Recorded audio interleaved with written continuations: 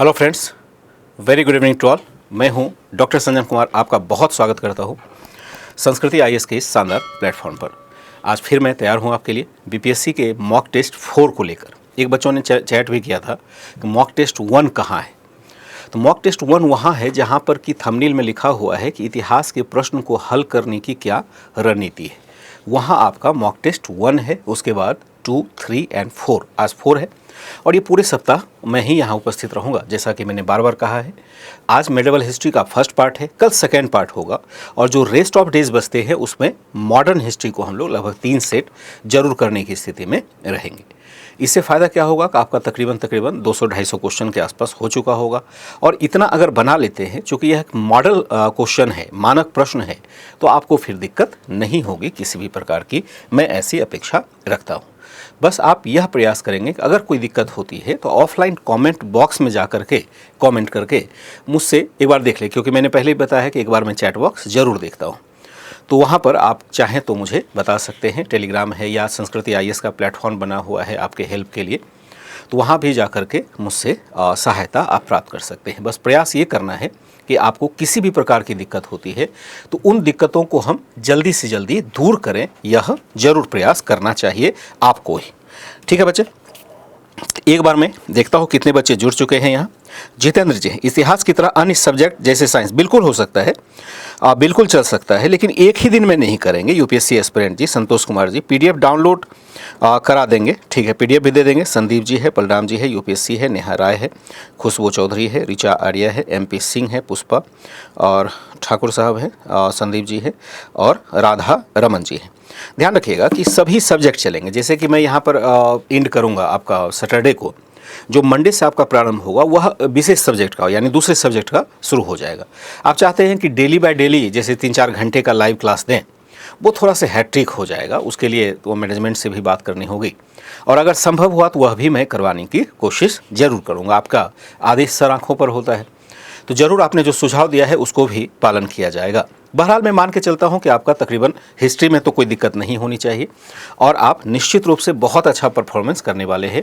जैसा कि मैं रोज़ आपके क्लास को देख रहा हूं, लाइव चैट देख रहा हूं, नाम लेकर के आपसे मेरी बात हो रही है, तो आप बहुत बढ़िया कर पाएंगे, मैं ऐसी अपेक्षा रखता हूँ। देखता हूँ कि जो आपने अभी कहा कि अगर और भी ज़्यादा सब्जेक्ट एक ही साथ शुरू करवाया जाए तो कैसा रहेगा, क्योंकि मेरे हिस्से एक और भाग बच जाता है जो बिहार स्पेशल वाला है। क्योंकि उसमें इतिहास का पुट बहुत अधिक होता है, तो मैं चाहता हूं कि बिहार स्पेशल मैं खुद ही कराऊं। वैसे ऐसा नहीं है कि बिहार स्पेशल पढ़ाने के लिए ही मैं मतलब सारी स्पेशलिटी मेरी उस पर होगी, लेकिन मैं बिहार स्पेशल पढ़ाऊंगा तो मुझे लगता है कि शायद आपको इतिहास से लिंक करके मैं बेहतर तरीके से बता पाऊंगा, इसलिए मैं चाह रहा था।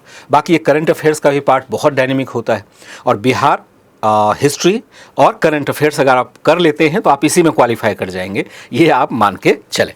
ठीक है बच्चे, तो चलिए Munna Kumar good evening. Current affairs का भी स्टडी बिल्कुल करेंगे, डोंट वरी। उसके लिए एक बार मुझे बस मौका दीजिए इसको समाप्त करने, क्योंकि अभी मैं लगातार पीडीएफ आपके लिए बना रहा हूँ, लगातार मैं क्लास में आ रहा हूँ, तो समय नहीं मिल पा रहा है। एक बार मुझे समय दीजिए, मेरा क्लास खत्म होने दीजिए, सारी स्ट्रेटेजी आपके सामने बहुत अच्छे से स्पष्ट हो जाएगी। आइए अब आपके लिए बारी है क्वेश्चन आंसर को डिस्कस करने की और मैं शुरुआत करता हूं क्वेश्चन नंबर 1 से। ध्यान रखिएगा, यह मध्यकालीन भारत का पार्ट है, यानी सल्तनत काल के तक के क्वेश्चन को हम लोगों ने लिया हुआ है। कल मैं आऊँगा तो मुगल काल, जिसमें मराठे भी शामिल होंगे, और मैंने कुछ विजयनगर का भी क्वेश्चन अभी नहीं लिया है, तो हो सकता है कि मैं विजयनगर वाला क्वेश्चन वहाँ से उठाऊँ, जिसमें मराठे, मुगल और कुछ विजयनगर जैसे महत्वपूर्ण स्टेट थे, उनको मैं साथ रखूंगा कल के क्लास में। आज सल्तनत काल के मूलतः प्रशासन में कुछ राजनीतिक विजय को लेकर के, कुछ सूफी संत को लेकर, कुछ साहित्य को लेकर के मैंने क्वेश्चन बनाया हुआ है। आशा है कि आप इस प्रश्न को अच्छे से टैकल कर पाएंगे। ध्यान रखिएगा, मैंने हमेशा पैटर्न का ध्यान रखा है बीपीएससी का। यह यूपीएससी की क्लास नहीं है, तो यूपीएससी के क्लास से निकल करके बीपीएससी की तरफ शिफ्ट करना अपने आप में बहुत मुश्किल होता है, क्योंकि वहाँ पर डिस्क्रिप्टिव पढ़ाने का अलग ही मज़ा है। लेकिन फैक्चुअल इन्फॉर्मेशन है, आप आराम से इसको बनाएं और अगर आप कोई भी दिक्कत महसूस करते हैं तो उसको, जैसे कि आपको नया फैक्ट्स मिला तो उसको आप याद कर लें या कॉपी में अपना नोट डाउन कर लें जहां आपने नोट्स बनाया होगा, और अगर कोई कन्फ्यूजन होता है तो मुझसे अवश्य पूछ लें। चले शुरू करें। और अभी से लेकर के 30 क्वेश्चन तक आप मेरे साथ रहेंगे। तेजी से जवाब देंगे, लेकिन सोच समझ के जवाब देंगे। यानी तेजी से जवाब देने के क्रम में यह नहीं है कि एकदम हड़बड़ाहट में जवाब दे दिया, गलती हो गई, वो अफोर्ड नहीं कर सकते हैं आप। इसलिए सावधानी से लेकिन जल्दी से आपको उत्तर देने की कोशिश करनी है। मैं यहाँ पर आपके लिए शुरुआत करता हूँ और देखता हूँ कि क्या इसके लिए किया जा सकता है। ठीक है बच्चे,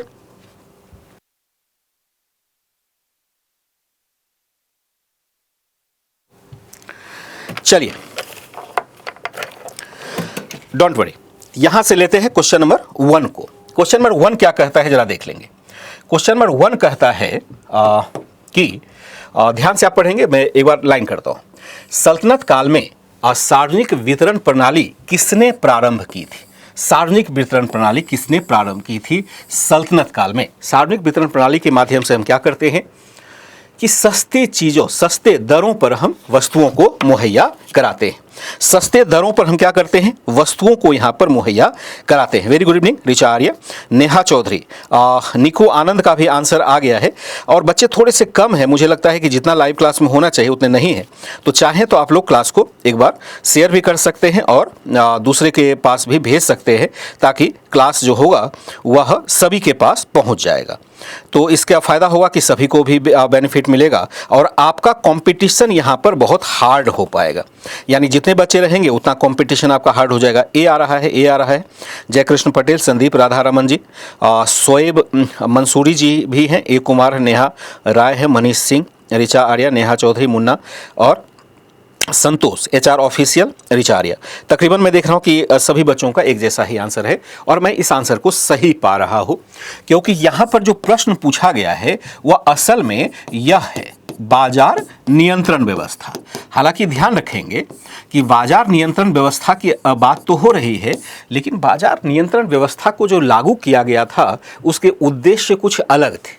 लेकिन फिर भी जो प्रश्न पूछने वाले हैं उन्होंने जो भाव प्रकट किया है इस प्रश्न को पूछ करके, वह सार्वजनिक वितरण प्रणाली के संदर्भ में क्या है। यानी कि एक कंट्रोल्ड रेट आपको मिल रहा है, यानी बाजार की कीमतों से कहीं कम कीमतों पर और स्थिर कीमतों पर वस्तु आपको मुहैया कराने की कोशिश की जा रही है। यही इसका भाव है। आंसर क्या होगा? अलाउद्दीन खिलजी के द्वारा। बहुत सारे तर्क और भी होते हैं कि बाजार नियंत्रण व्यवस्था को लागू करने वाले बहुत सारे अधिकारी भी थे, बहुत सारे विभाग भी थे। उन विभागों पर अभी मैं प्रकाश इसलिए नहीं डाल रहा हूँ कि हो सकता है कि आगे कुछ प्रश्न उसी से रिलेटेड भी हों, तो वहाँ पर मैं जाकर के उसकी ज़्यादा व्याख्या करूँगा तो आपको अच्छा रहेगा, नहीं तो अभी आंसर ही स्पष्ट हो जाएगा। 1 का आंसर हो गया। क्वेश्चन नंबर 2 को देखेंगे। 2.5 दिन का झोपड़ा क्या है? ध्यान रखिएगा, जो प्रारंभ के 10 क्वेश्चन होते हैं वो आपके प्रीवियस ईयर के क्वेश्चन ही होते हैं, जो बीपीएससी के किसी न किसी एग्जाम में पूछे गए होते हैं। तो मैं एक मानक पहले सेट करता हूं कि ये प्रश्न जो है आपके सबसे टफ क्वेश्चन में से थे, जिसको कि बनाने में आपको दिक्कत हो सकती थी या सोचने के लिए विशेष पावर की जरूरत होती या विशेष दृष्टिकोण की जरूरत होती। जैसे यहाँ पर लिखा है 2.5 दिन का झोपड़ा, अगर हम अंकों में लिखते हैं तो इस प्रकार से लिखा जाता है। तो जो यह अंक है, इससे स्पष्ट नहीं होता है कि वास्तव में यह संरचना किस प्रकार की होगी। तो इसलिए आपको मैंने ऐसे क्वेश्चन दे दिए। अगर आपने फैक्ट्स के तौर पर याद किए होंगे तो आपको याद हो जाएगा, लेकिन जब कॉन्सेप्ट के साथ इसको लेके चलेंगे तो उस प्रकार से याद करने की आपको आवश्यकता ही नहीं रह जाएगी। तो 2.5 दिन का झोपड़ा क्या है भैया? तो मस्जिद है, मंदिर है, संत की झोपड़ी है, मीनार है, उपरोक्त में से कोई नहीं और एक से अधिक। अगर इस प्रश्न को किसी ने गलत किया, तो क्या कहते हैं, मैं धमकी दे रहा हूं। किसकी? डिजिटल पिटाई की धमकी दे रहा हूं। आंसर जो आपका आ रहा है वह ए आ रहा है। मुन्ना कुमार का HR ऑफिशियल है, शोएब मसूरी का हर्ष विजय जी, पुष्पा, जितेंद्र, ठीक है, जितेंद्र जी, एक कुमार है, हर्ष विजय, ठीक है, संदीप प्रसाद, परेश, ठीक है, बहुत बढ़िया है। और यहाँ पर नेहा राय है, मनीष जी है, राधा रमन और ठीक है, जयकृष्ण पटेल जी, ठीक है, बहुत बढ़िया। ध्यान रखिएगा कि ऐसा नहीं है कि सभी प्रश्न आपको इसी विकल्प के साथ, निको आनंद, रवि रंजन, HR ऑफिशियल, जितेंद्र, ऋचा आर्या, संतोष, मुन्ना, नेहा चौधरी और मनीष, नेहा राय, ए कुमार, शोएब मसूरी जी का सभी का आंसर एक जैसा ही आ रहा है और इसमें बहुत ज़्यादा व्याख्या की जरूरत नहीं है। केवल मैं आपको थोड़ा उसका फिगर भी दिखा सकता हूँ। यह क्या है? एक मस्जिद था जो कि कुतुबुद्दीन ऐबक के द्वारा बनाया गया था और एक संस्कृत विश्वविद्यालय महाविद्यालय जो है यह तोड़ करके बनाया गया था, ऐसा इतिहासकार लिखते हैं। ध्यान रखिएगा, मस्जिद को तोड़ना, मंदिर को तोड़ना या किसी धर्म स्थल को तोड़ करके नए धर्म स्थल को बनाने वाला विवाद अभी देश में चल रहा है। आप जानते हैं ज्ञानवापी मस्जिद का भी विवाद चल रहा है, और इसलिए उस पर बहुत ज़्यादा तोड़ने फोड़ने वाले पर बहुत ज़्यादा चर्चा अभी नहीं करेंगे, क्योंकि माहौल वैसे ही दूषित हुआ पड़ा है। बस आप यह समझें कि जब भी इस प्रकार के आक्रमण होते हैं तो वहाँ पर धर्म स्थलों को निशाना बनाया जाता है। दो चीज़ बड़े आसानी से निशाना बन जाते हैं, पहला धर्म और दूसरा जो महिलाएं, दोनों के ऊपर बहुत अधिक अत्याचार होता है। जब भी कोई आक्रांता आता है तो अपने धर्म को जरूर स्थापित करने की कोशिश करता है, और वहाँ पर धर्मांतरण भी होता है। धर्मांतरण दोनों प्रकार से हो सकता है, जैसा कि मैंने पहले भी बताया, या तो आक्रमणकारी के भय से हम धर्मांतरण करते हैं, या हम स्वेच्छा से किसी लाभ के लिए भी धर्मांतरण कर लेते हैं। भारत में भी धर्मांतरण की यह प्रक्रिया आपको दिखाई देगी। महिलाओं को सबसे पहले निशाना बनाया जाता है, और क्योंकि वह सबसे कमजोर कड़ी होती है किसी भी मनुष्य को झुकाने के लिए, तो यहाँ पर ये दोनों सबसे ज़्यादा दूषित। यहाँ पर क्या है, मस्जिद हो जाएगा। चलिए क्वेश्चन नंबर 3 को देखेंगे। ये आपका 2.5 दिन का झोपड़ा मस्जिद है। माना जाता है कि यहाँ पर ये थोड़ा सा खंडहर अवस्था में है, और जो कुतुब मीनार परिसर में आप संरचना देखेंगे उससे कहीं बेहतर संरचना यह आपको दिखाई देती है। नेक्स्ट देखेंगे, मुस्लिम शासक जिसका साम्राज्य दारुल इस्लाम का एक भाग माना जाता था वह था बलबन, रजिया, इल्तुतमिश और नासिरुद्दीन महमूद है। उपरोक्त में से कोई नहीं, या उपरोक्त में से एक से अधिक। इस पर तो मैं कई बार चर्चा कर चुका हूं, इसलिए आपसे अपेक्षा रखूंगा कि जो नए भी बच्चे होंगे वो भी 100% सिक्योर करेंगे, यानी 100% इस पर ठीक होने की संभावना है। सबसे जो लेटेस्ट प्रश्न है बीपीएससी का वह यही है, और एक टफ वीक प्रश्न है। अगर मैंने पहले इसको नहीं बताया होता, या आपने पहले से आंसर अगर इसको नहीं देखा होगा, तो सीधा सीधा इस शब्द का अर्थ आपको समझ में नहीं आएगा। यानी इस्लामिक साम्राज्य का अंग किसने घोषित किया, यह कहीं भी आपको किताबों में लिखा हुआ नहीं मिलता है। सिर्फ यह मिलता है कि यह जो मिलेगा कि इसने क्या किया, खलीफा से मान्यता प्राप्त की, यह आपको मिलेगा। और यह किसने की, इसके बारे में आपको आंसर के तौर पर मैं बताऊंगा। पहले आपके आंसर को देखता हूं, और मैं मान के चलता हूं कि आपने आंसर सही दिया हुआ। ठीक है, हर्ष विजय जी, शोएब है, संदीप प्रसाद है, निक्कू, जयकृष्ण पटेल जी, पुष्पा है, विकास जी हैं। यहाँ पर मैं देख रहा हूँ कि विकास जी अलग आंसर दे रहे हैं। शोएब मसूरी का आंसर है, मनीष सिंह का आंसर है, जितेंद्र जी का आंसर है। ठीक है, बहुत बढ़िया जितेंद्र जी। नेहा, रिंकू आनंद और यूपीएससी एस्पिरेंट है। अभिषेक कुमार है, नेहा राय है, खोरठा किंग है। अब ये खोरठा क्या होता है पता नहीं, लेकिन आपका आंसर बेटा गलत है।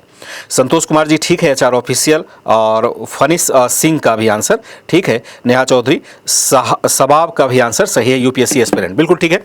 मैं देख रहा हूं कि इसका आंसर आपने इल्तुतमिश दिया, और मैंने एक क्लू भी दिया था कि इसने खलीफा से मान्यता प्राप्त की थी। सॉरी, हाँ, यहाँ पर 1229 ईस्वी में खलीफा से मान्यता प्राप्त करने का मतलब होता है कि खलीफा जिस प्रकार से धार्मिक और राजनीतिक प्रधान होता है, और वह जिसे शासन करने की खियालत प्रदान करता है, यानी एक प्रकार का विशेष अधिदेश पत्र जारी करता है, वह वैध माना जाएगा, यानी खलीफा का एक तरह से सहायक माना जाएगा या अनुचर माना जाएगा।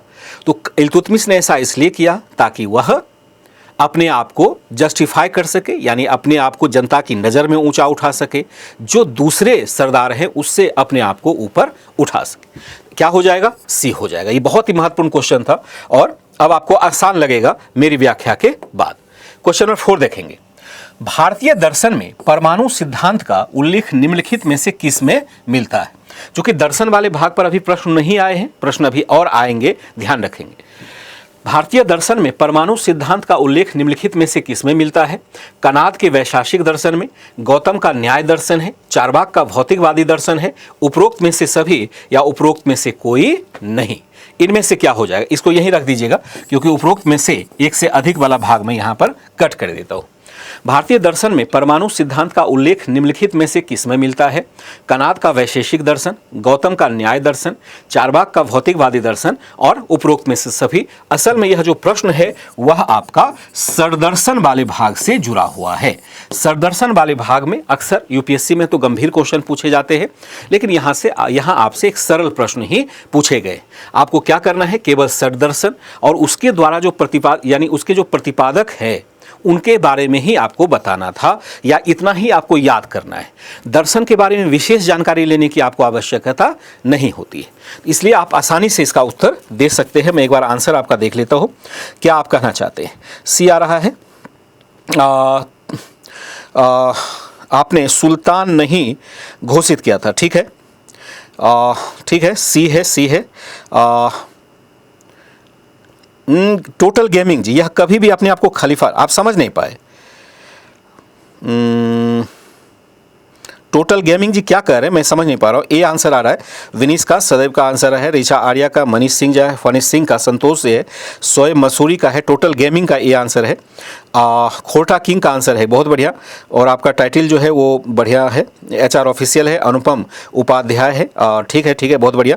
और नेहा चौधरी, शोएब मसूरी, ठीक है, सबका है। शायद मुझे लगता है कि आंसर तो चलो इसका कनात का वैशेषिक दर्शन है, यह सही है।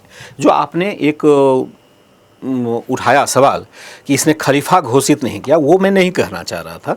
खलीफा का नायब घोषित किया। खलीफा घोषित करना और खलीफा का सहायक या अनुचर घोषित करना अलग चीज़ है।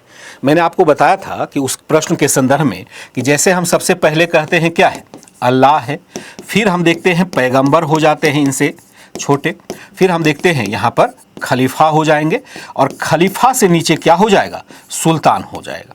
तो यहाँ पर जो सुल्तान स्थापित है, कोई भी जो भारत में स्थापित हुआ सल्तनत काल में सुल्तान है, तो सुल्तान अपने आप को क्या करेगा, इसका अनुचर घोषित करेगा।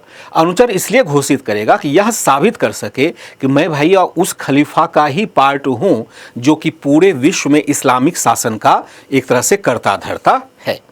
इसलिए उसने खलीफा से खलीफा उपाधि लेने की कोशिश की थी। क्वेश्चन नंबर 5 देखेंगे। इल्तुतमिश ने बिहार में अपना प्रथम सूबेदार किसे नियुक्त किया। चूंकि प्रीवियस ईयर का क्वेश्चन था इसलिए मैंने इसे ले लिया। प्रीवियस ईयर का क्वेश्चन था, एक नितांत फैक्चुअल क्वेश्चन था, और इसमें आपको याद ही करना पड़ेगा क्योंकि इतिहास इस विषय में थोड़ा जीरो हो जाता है। अगर बिहार की किताब को पढ़ेंगे, बिहार स्पेशल बुक को पढ़ेंगे तो वहाँ तो इन्फॉर्मेशन मिल जाएगा, लेकिन नॉर्मल बुक को पढ़ेंगे तो वहाँ पर इन्फॉर्मेशन आपको नहीं मिलेगा। अधिक से अधिक जो इन्फॉर्मेशन मिलता है वह बंगाल के संदर्भ में मिलता है। बिहार के संदर्भ में बिहार स्पेशल बुक में ही आपको यह प्राप्त होगा। इसलिए इसमें आपको अगर नहीं आ रहा है, याद नहीं आया, तो आपको इसको रट लेना चाहिए, तभी जाकर के इसे आप आगे भी याद रख पाएंगे। इल्तुतमिश ने बिहार में अपना प्रथम सूबेदार किसे नियुक्त किया। एवाज को, नासिरुद्दीन महमूद को, अली मर्दान को और मलिक जानी को। उपरोक्त में से कोई नहीं या उपरोक्त में से एक से अधिक। आंसर क्या हो जाएगा इसका? बहुत व्याख्या नहीं होगी, ध्यान रखिएगा। अली मर्दान जो है वह फेमस रहा है। इल्तुतमिश ने अपने आप को कभी भी खलीफा घोषित नहीं किया, बिल्कुल घोषित नहीं किया। मैं आशा करता हूँ कि अब आप समझ चुके होंगे। संदीप प्रसाद का आंसर है, पुष्पा का आंसर है, ए कुमार का आंसर है, प्राइम स्टूडेंट का है, मनीष सिंह का आंसर थोड़ा गलत दिख रहा है, ऋचा आर्या का डी है, शोएब मसूरी का आंसर है, और जयकृष्ण पटेल जी भी आपका थोड़ा सा आंसर गलत दिख रहा है, राधा रमन। ऐसे क्वेश्चन को गलत होने की संभावना रहती है। खोटा किंग का भी आंसर गलत दिख रहा है, HR ऑफिशियल, नेहा राय, जितेंद्र जी और शोएब जी, इन सब का आंसर मैं देख रहा हूँ कि तकरीबन सही दिख रहा है। ये आंसर आपका सही है। देखिए आंसर इसका क्या हो जाएगा, मलिक जानी होगा। इसमें कुछ भी हम विशेष नहीं कर सकते हैं। जब अली मर्दान का वहाँ पर विद्रोह होता है तो उसके बाद जो बिहार का प्रशासन है इल्तुतमिश ने अलग किया। चूँकि बिहार से लेकर के आप बंगाल तक, बंगाल का मतलब जो पश्चिमी बंगाल है उसको मत समझे, बंगाल का मतलब जो बांग्लादेश है उसको भी आप मिला के चले, क्योंकि लखनौती पश्चिमी बंगाल में नहीं था बल्कि जो वर्तमान बांग्लादेश है वहाँ पर हुआ करता था। तो इतने बड़े क्षेत्र का शासन अगर एक व्यक्ति को दे दिया जाए और बाद में वह सल्तनत का दावा करने लगे या सुल्तान जैसी शक्ति को प्राप्त करने लगे तो मुश्किल तो हमेशा दिल्ली के लिए बनी ही रहेगी। इसलिए उसने बिहार के प्रशासन को अलग किया और यहाँ पर मलिक जानी साहब को क्या कर दिया, नियुक्त कर दिया प्रशासक के तौर पर। नेक्स्ट देखेंगे, सल्तनत काल में सोनधर क्या था। सल्तनत काल में सोनधर क्या था? एक प्रकार की तकावी ऋण थी, एक प्रकार का घोड़ा था, एक प्रकार भूमि कर था और नकदी फसलों से प्राप्त राजस्व था। उपरोक्त में से कोई नहीं या एक से अधिक। सोनधर, ध्यान रखिएगा ये टर्म है, अक्सर एक आध बार मैंने देखा है UPSC में भी पूछा गया है। जिन बच्चों का ऑप्शनल हिस्ट्री है वहाँ पर भी इसके पूछने की संभावना रहेगी इस बार, क्योंकि ऑब्जेक्टिव टाइप के क्वेश्चन आने वाले हैं पहली बार। तो यहाँ आपको ये याद रखना चाहिए। अगर नहीं अभी तक आपको इससे पाला पड़ा है तो अब आपको याद कर लेना चाहिए, यानी अपनी कॉपी में इसको नोट डाउन कर लीजिए जहाँ पर भी आपने नोट्स बनाया होगा। मैं तो आशा करता हूं कि आपने नोट्स अपना तैयार किया होगा, क्योंकि नोट्स क्यों तैयार करते हैं? नोट्स तैयार इसलिए करते हैं ताकि हम बेहतर तरीके से रिवाइज कर सकें। ऐसा नहीं है कि पूरे की पूरे किताब को हम नोट्स के रूप में तब्दील करेंगे। सिर्फ नोट्स में वही लिखा जाता है जब आप एक बार अच्छे से पढ़ लेते हैं तो जो फैक्ट्स आपको याद नहीं होता है, ताकि आप बार बार उसको रिवाइज कर सकें। तो वैसे नोट्स में इसको लिख सकते हैं अगर आपको याद नहीं है तो सोनधर क्या था? एक प्रकार की तकावी ऋण है, एक प्रकार का घोड़ा है, भूमि कर है, नकदी फसलों से प्राप्त राजस्व है, उपरोक्त में से कोई नहीं या एक से अधिक, कुछ भी हो सकता है। ABCD वाला ऑप्शन है। ई वाला ऑप्शन मैंने जानबूझ कर बरकरार रखा हुआ है, अगर हटेगा भी तो भी इससे कोई फर्क नहीं पड़ता है। यूपीएससी की प्रीलिम्स की सीरीज चलाई जाए, यह तो आपका चलता ही है ना, टोटल गेमिंग जी। फनीश सिंह का डी है, निकू आनंद का डी है, पुष्पा का ए है, शोएब मसूरी का ए है, संदीप जी है, नेहा चौधरी का है, HR ऑफिशियल का ए है, श्रावणी का भी आंसर आ जाता है आपका, मनीष सिंह का आंसर डी आ जाता है। ए कुमार नहीं मालूम है, नहीं मालूम है तो मैं अभी बता दूंगा आपको। 6 एक प्रकार का राजस्व है, जितेंद्र जी ने कहा। खोटा किंग का एक है, नेहा रॉय का ए है, मंसूरी जी का ए है, कुसुम देवी का ए है, और यहाँ पर ठीक है। तकरीबन सभी बच्चों का आंसर आ रहा है। ध्यान रखिएगा, मध्यकालीन भारत हो सकता है कि थोड़ा सा आपको टफ लगे, लेकिन इसे आप नोट डाउन कर लीजिएगा, ये प्रश्न पूछने वाला है, पूछा जा सकता है। सोनधन क्या है? एक प्रकार का तकावी ऋण है। तकावी ऋण क्या होता है कि आपातकाल में कोलेट्रल लोन नहीं, आपातकाल में क्या करना? आपातकाल में एक तरह से आर्थिक सहायता देना। आपातकाल में क्या करना? में आर्थिक सहायता। कोलेट्रल फ्री होता है आर्थिक सहायता। कोलेट्रल फ्री का मतलब होता है कि यानी आपसे कोई जमानत राशि नहीं ली गई है और अगर आप आपातकाल में फंस गए हैं तो आपको यहाँ पर आर्थिक सहायता दी जाएगी। किसने प्रारंभ किया था? मुहम्मद बिन तुगलक ने किया था। तुगलक ने किया था, दोआब क्षेत्र में किया था। दोआब क्षेत्र कहाँ होता है? जो उत्तर प्रदेश बिहार का क्षेत्र देखते हैं, खास करके उत्तर प्रदेश। और यह क्या था? कृषि नष्ट हो जाने के कारण, कृषि नष्ट हो जाने के कारण इसको यहाँ पर लागू किया था। यानी मोहम्मद बिन तुगलक एक चूँकि प्रगतिशील शासक था तो उसने किसानों की कृषि नष्ट हो गई, कृषि फसल नष्ट हो गया तो उसने ऋण वितरित किया ताकि किसान फिर से अपने कृषि को स्टोर कर सके। क्या हो जाएगा? ए हो जाएगा। एक प्रकार की तकावी ऋण है। और यह भी पूछा जा सकता है कि किसके द्वारा जारी किया गया है? यह हो जाएगा मुहम्मद बिन तुगलक के द्वारा। नेक्स्ट देखेंगे क्वेश्चन नंबर 7। वह प्रथम मुस्लिम शासक कौन था जिसने शासन के सिद्धांत यानी थियोरी ऑफ किंगशिप को राजाओं के ईश्वरीय अधिकार सिद्धांत यानी थियोरी ऑफ डिवाइन राइट के समान प्रतिपादित किया था? वह पहला मुस्लिम शासक कौन था जिसने शासन के सिद्धांत यानी थियोरी ऑफ किंगशिप को राजाओं के ईश्वरीय अधिकार सिद्धांत यानी थियोरी ऑफ डिवाइन राइट के समान प्रतिपादित किया था? ऐबक, इल्तुतमिश, बलबन, अलाउद्दीन, उपरोक्त में से कोई नहीं या एक से अधिक। इसी को हिंदी में कहते हैं राजत्व में देवत्व का आरोपण। राजत्व में देवत्व का आरोपण। मैं बोर्ड से हटता हूं। आरोपण, राजत्व में देवत्व का आरोपण। वह पहला मुस्लिम शासक कौन था जिसने शासन के सिद्धांत को राजाओं के ईश्वरीय अधिकार सिद्धांत के समान प्रतिपादित किया था? ऐबक है, इल्तुतमिश है, बलबन है, अलाउद्दीन है, और उपरोक्त में से कोई नहीं या एक से अधिक। क्या आंसर देना चाहेंगे? आंसर जो हो जाएगा आपका आंसर जो हो जाएगा वह दे रहे हैं, और श्रावणी का आ रहा है, HR ऑफिशियल का ए है, और डी है, मनीष सिंह का डी है, निको आनंद है। PDF भी मिलता है, इसका PDF भी मिल जाता है। नहीं मालूम है कोई बात नहीं है। एक ठीक है, जल्दी से जवाब देंगे बच्चे। वर्षा शुक्ला का आंसर सी आ जाता है। खुशबू चौधरी का आंसर सी है। खोटा किंग का एक है। कुसुम देवी का आंसर सी है। और शोएब मसूरी का आंसर डी आ जाता है। जयकृष्ण पटेल का सी है। मैं देखता हूं कि क्या आप कहना चाहते हैं। चूँकि मैंने आंसर नहीं देखा है, मैं देखूंगा तो पता चलेगा कि आंसर क्या है।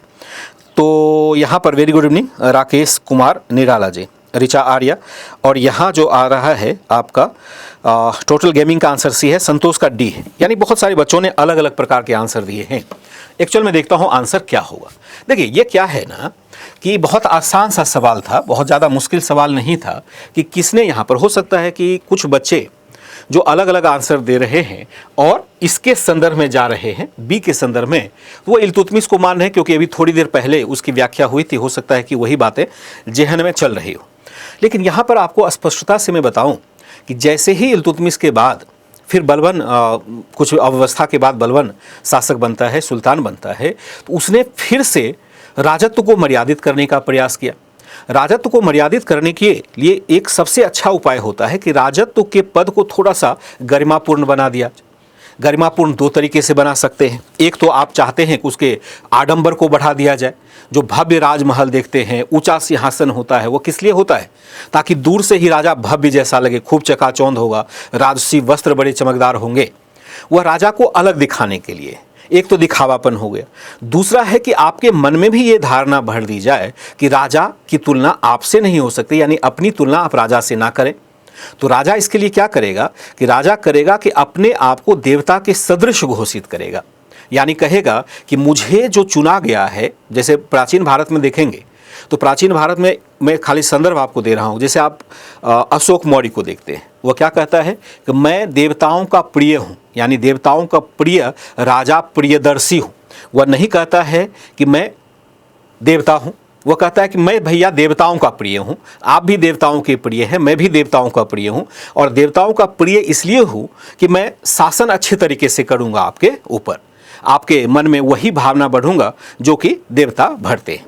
लेकिन गुप्त काल तक जाते जाते देखेंगे कि खुद राजा कहने लगा कि मैं ही कृष्ण हूँ, मैं ही बलराम हूँ, मैं ही इंद्र हूँ, मैं ही विष्णु हूँ। इसका मतलब है कि वह अब यह नहीं कह रहा है कि मैं देवताओं का प्रिय हूँ, बल्कि वह स्वयं को देवता घोषित करता है। ऐसा इसलिए ताकि वह जनता को बता सके कि आप जिस प्रकार से देवताओं की उपासना करते हैं, उसको श्रद्धा की नज़र से देखते हैं, सम्मान की नज़र से देखते हैं, वैसे ही राजा को देखिए। आप चोल काल में देखेंगे राजा की मूर्ति तो देवताओं के साथ स्थापित होने लगी। इसी अवधारणा को हम देखते हैं कि मध्यकाल में बलबन ने सबसे पहले लागू किया, ताकि जनता पर अपने प्रभाव को, जनता ही नहीं बल्कि जो दूसरे सरदार थे उसके ऊपर भी प्रभाव को बढ़ाया जा सके। आंसर क्या हो जाएगा? 7 का सी हो जाएगा। जो बच्चे कंफ्यूज हो रहे थे याद कर लेंगे, बलबन ने पहली बार किंगशिप में आपको जो थ्योरी ऑफ डिवाइन राइट है उसको इंट्रोड्यूस किया था। 7 का हो जाएगा सी।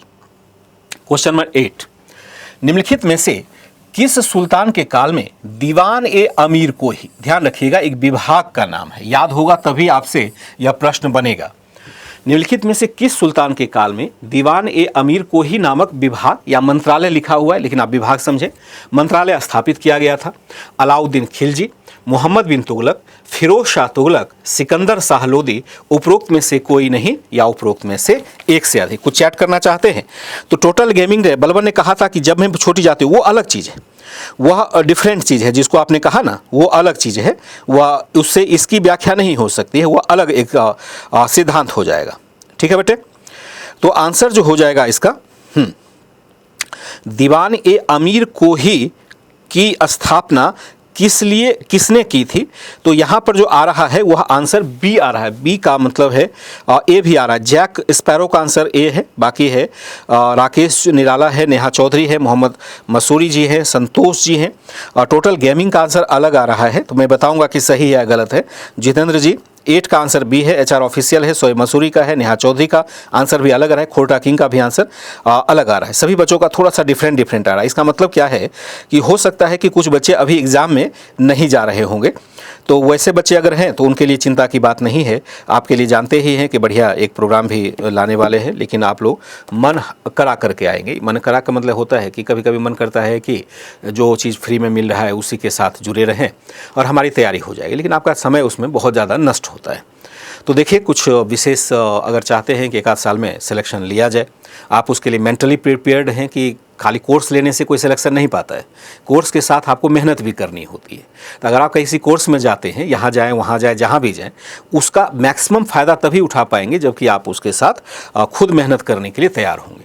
आंसर जो इसका हो जाएगा वह आपने सही कहा, मोहम्मद बिन तुगलक का हो जाएगा और यह हो जाएगा कृषि विभाग की देखरेख करने हेतु, की देखरेख हेतु इस दीवान ए अमीर को ही नामक विशेष विभाग की स्थापना की गई थी। 8 का आंसर क्या होगा? बी हो जाएगा। क्वेश्चन नंबर 9, जब उसने, ध्यान रखिए यहां भी आप कंफ्यूज करिएगा, जब उसने राजत्व यानी किंगशिप प्राप्त किया तो वह शरीयत के नियमों और आदेशों से पूर्णतया स्वतंत्र था। जियाउद्दीन बर्री ने यह कथन किस सुल्तान के लिए कहा है? क्या पूछा गया? जब उसने राजत्व प्राप्त किया तो वह शरीयत के नियमों और आदेशों से पूर्णतया स्वतंत्र था। जियाउद्दीन बर्नी ने यह कथन किस सुल्तान के लिए कहा है? क्या वह इल्तुतमिश था? क्या वह बलबन था? क्या मोहम्मद बिन तुगलक था? क्या अलाउद्दीन खिलजी था? और क्या उपरोक्त में से कोई नहीं या एक से अधिक हो जाएगा? क्या इसका आंसर आप देना चाहेंगे? बहुत आसान सा सवाल होगा, लेकिन मुझे लगता है कि जो अभी व्याख्या हुई है उसके, अच्छा ठीक है, कोई बात नहीं है, खोटा की मोहम्मद बिन तुगलक, ठीक है। आत्मबल का विश्वास का आंसर डी आ रहा है, निकू आनंद का डी है, और यहाँ पर जो बच्चे आ रहे हैं ठीक है, सी भी आ रहा है, श्रावणी का सी आ रहा है, आत्मबल का 9 का क्या है, अभिषेक कुमार सिंह का सी है, और शोएब का डी है आपका, राकेश कुमार निराला का डी है, नेहा राय का डी है, निकू आनंद का डी है, शोएब एन के निक ठाकुर का आंसर डी आ जाता है, राकेश आत्मबल का विश्वास जी का भी आंसर डी है। बहुत बढ़िया। और यहाँ पर कन्फ्यूज़न नहीं होना आपके, एक मैं मानता हूँ कि जो राजत्व में देवत्व के आरोपण वाली बात थी उसमें आप तीनों को देखते हैं इन्वॉल्व होते हुए, खास करके इल्तुतमिश को भी देखते हैं, वह खलीफा से स्वीकृति प्राप्त करने की कोशिश करता है, फिर बलबन को देखते हैं, फिर आप अलाउद्दीन खिलजी के संदर्भ में भी कुछ बातें जानते हैं। तो यहाँ पर कन्फ्यूजन की पर्याप्त गुंजाइश बनती है, लेकिन आप कन्फ्यूज नहीं हुए, इसका मतलब है इस मामले में आप बिल्कुल शार्प है और वहाँ आपको दिक्कत नहीं होगी। असल है कि खिलजी जब आया था, खिलजी के साथ एक विशिष्ट बात है, मैं यह शब्द सिर्फ इसलिए बताना चाहूँगा, उससे क्या होगा कि आपको याद करने में सहूलियत होगी। देखिए, पहले 1-2 मिनट के लिए मैं आपका समय लेना चाहूँगा, इतनी बड़ी व्याख्या तो खैर ऑप्शनल वाले में ही होती है और यहाँ वन लाइनर वाले में करने की ज़रूरत नहीं थी, लेकिन मैं वर्बली आपको सुनाता हूँ। देखिए, जब इल्तुतमिश आता है तो इल्तुतमिश को आपने देखा कि खलीफा से स्वीकृति प्राप्त करने की कोशिश करता है और अपने जनता के साथ अपनी पैठ बनाने की कोशिश करता है ताकि जनता भी समर्थन में रहे और जो सरदार हैं वो भी उसके पक्ष में रहे। वह तुर्कान ए चिहलगानी जैसे संस्था की भी स्थापना करता है ताकि बुरे वक्त में वह उसका साथ दे सके। फिर बलबन को देखते हैं कि अपना पावर बढ़ाने के लिए वह एक तरह से धर्म का सहारा लेता है और वह राजत्व में देवत्व के आरोपण की कोशिश करता है। लेकिन अलाउद्दीन ऐसा कुछ नहीं करता है। अलाउद्दीन ने और उसके जो चाचा जी थे जलालुद्दीन खिलजी, उन्होंने तलवार के बल पर सत्ता प्राप्त की थी और तलवार के बल पर ही से बनाए रखा। ना तो उसने धर्म का आडंबर ओढ़ा, ना उसने सरदारों का विश्वास जीतने की कोशिश की, ना उसने जनता का समर्थन लेने की कोशिश की। सुल्तान जलालुद्दीन खिलजी का मस्तक हाथ में काट करके और उसको बालों से पकड़ते हुए जब वह प्रवेश करता है दिल्ली नगर में करामणिकपुर से, तो सारी जनता दहशत में आ जाती है कि ये कौन सा राक्षस महोदय प्रवेश कर रहा है। उसको जनता के समर्थन का भय नहीं था, जनता समर्थन देगा नहीं देगा। उसे इस बात का भय नहीं था कि सुल्तान को अमीरों का समर्थन मिलेगा या नहीं मिलेगा। उसे बस अपने तलवार पर भरोसा था और तलवार के बल पर ही उसने धर्म को भी साइड किया, सुल्तान को भी साइड किया और जनता पर अत्याचार नहीं किया, लेकिन जनता के समर्थन के लिए बहुत प्रयास भी नहीं किया। आंसर क्या हो? इसी संदर्भ में बर्नी कहता है कि जब उसने राजत्व प्राप्त किया तो वह शरीयत के नियमों और आदेशों से पूर्णतया स्वतंत्र था। आंसर क्या होगा? डी हो जाएगा। नेक्स्ट देखेंगे, निम्नलिखित में से किस सुल्तान ने दासों के निर्यात पर पाबंदी लगाई थी? अलाउद्दीन खिलजी, फिरोज शाह तुगलक, इल्तुतमिश, जलालुद्दीन फिरोज शाह खिलजी, उपरोक्त में से कोई नहीं या एक से अधिक। निम्नलिखित में किस सुल्तान ने दासों की निर्यात पर, जो स्लेव सिस्टम था, पहले क्या होता था कि जहाँ पर भी युद्ध हुआ वहाँ लोगों को दास बना लिया जाता था। जो पराजित लोग थे उनको दास बना लिया जाता था और उनकी खरीद बिक्री होती थी। खरीद बिक्री के लिए दासों को बांध करके एक जगह से दूसरे जगह ले जाया जाता था। यानी भारत से अरब जगत ले जाएगा, बहुत सारे अरब से लोग भारत आकर के दासों को बेचते थे। दासों और दासियों यानी महिलाओं को भी दासी बना लिया जाता था। तो फिरोज शाह तुगलक ने दासों का कुछ करना चाहा या इल्तुतमिश ने कुछ करना चाहा, फिरोज शाह तुगलक ने या फिरोज खिलजी ने कुछ करना चाहा, इसके बारे में कौन था ऐसा जिसने दासों की निर्यात पर पाबंदी लगाई? इसके संदर्भ में प्रश्न पूछा जा रहा है। क्या आंसर हो जाएगा? ध्यान से देंगे, बी आंसर आ रहा है। और राकेश कुमार निराला, अभिषेक जी, पुष्पा है, शोएब जी है, रिचा आर्या है, खोटा किंग है। हिस्ट्री ऑप्शनल क्लास की है मनिका, हाँ ठीक है, बहुत बढ़िया खोटा किंग जी। हालांकि उसी चैनल पर मुझे कहा गया था कि आप ठग करके भाग गए हैं। जितेंद्र जी, कृष्ण जी, राकेश जी, कृष्ण यादव जी, ठीक है बच्चे, ठीक है। मैं देख रहा हूँ कि एक चीज़ जानते हैं, ये बीपीएससी का एक पेड क्वेश्चन हो सकता था जिसमें कि आपको ऑप्शन थोड़ा सा कंफ्यूज कर सकता है। ऐसे क्वेश्चन को मैंने जानबूझ के लिया था कि एक आध बार क्या होगा कि आप जब ऑप्शन को गंभीरता से नहीं पढ़ेंगे तो आप गलत कर देंगे। जैसे यहाँ देखिए, फिरोज शाह तुगलक है और यहाँ पर फिरोज खिलजी है, तो हो सकता है कि अगर आप ध्यान से ना पढ़ें तो आपको फिर यहाँ गलती हो जाती, लेकिन आप लोगों ने गलती नहीं की। आंसर क्या होगा? बी होगा, क्योंकि फिरोज शाह तुगलक ने दासों की आर्थिक अहमियत को समझ लिया था। दासों को कृषि कार्य में लगाया, दासों को कारखानों में लगाने यानी उत्पादन में लगाने की शुरुआत तो अलाउद्दीन खिलजी ही कर चुका था। यहाँ पर कारखाना जो बढ़ा, यानी कारखाने यानी कुछ मैन्युफैक्चरिंग जो बढ़ा, उसमें 80,000 दासों को नियोजित कर दिया गया। किसने? फिरोज शाह तुगलक ने। और उसकी एक आर्थिक उपयोगिता बढ़ गई। जैसे फलों का बाग लगाया गया, उसमें भी दासों को विनियोजित किया गया। जैसे आप देखते हैं कि नहरों का निर्माण किया गया फिरोज शाह तुगलक के समय, तो उसमें भी नियोजित किया गया था। फिरोज शाह तुगलक हो जाएगा। नेक्स्ट देखेंगे कि इनमें से किसने खलीफा की सख्ती का विरोध किया था? इल्तुतमिश, अलाउद्दीन खिलजी, मोहम्मद बिन तुगलक, बलबन, उपरोक्त में से कोई नहीं और उपरोक्त में से एक से अधिक। इनमें से निम्नलिखित में से किसने खलीफा की सख्ती का विरोध किया था? किसने किया था? इल्तुतमिश ने, अलाउद्दीन खिलजी ने, मोहम्मद बिन तुगलक ने, बलबन ने, उपरोक्त में से कोई नहीं या एक से अधिक। ध्यान रखेंगे क्या आंसर देना चाहते हैं। ठीक है। कृष्ण विजय जी, आत्मबल का विश्वास, दीवानी बंदगान, ठीक है, बहुत बढ़िया। रवि रंजन आंसर देंगे बेटा। जैक स्पैरो का आंसर सी है, very good evening. Gulshan Kumar ji, ए कुमार, अभिषेक कुमार सिंह, नेहा और निको आनंद का आंसर ई आ रहा है। नेहा का आई थिंक सी आ रहा है, नहीं। मनीष सिंह का डी आ रहा है, प्राइम स्टूडेंट का बी आ रहा है, आत्मबल का विश्वास का बी है, संदीप जी है, गुलशन कुमार, ठीक है। गुलशन जी बहुत बहुत शुभाशीष। देसी हूँ गवार नहीं का आंसर भी आ रहा है, बी आ रहा है। PTA नहीं, ठीक है, बी आंसर। देखिए थोड़ा सा यहाँ सर मुझे लगता है कि बच्चे गलत कर रहे हैं, बच्चे। कृष्ण विजय जी, राकेश जी, कुछ बच्चे गलत कर रहे हैं, पता नहीं है तो मैं आप बताते हैं, ठीक है।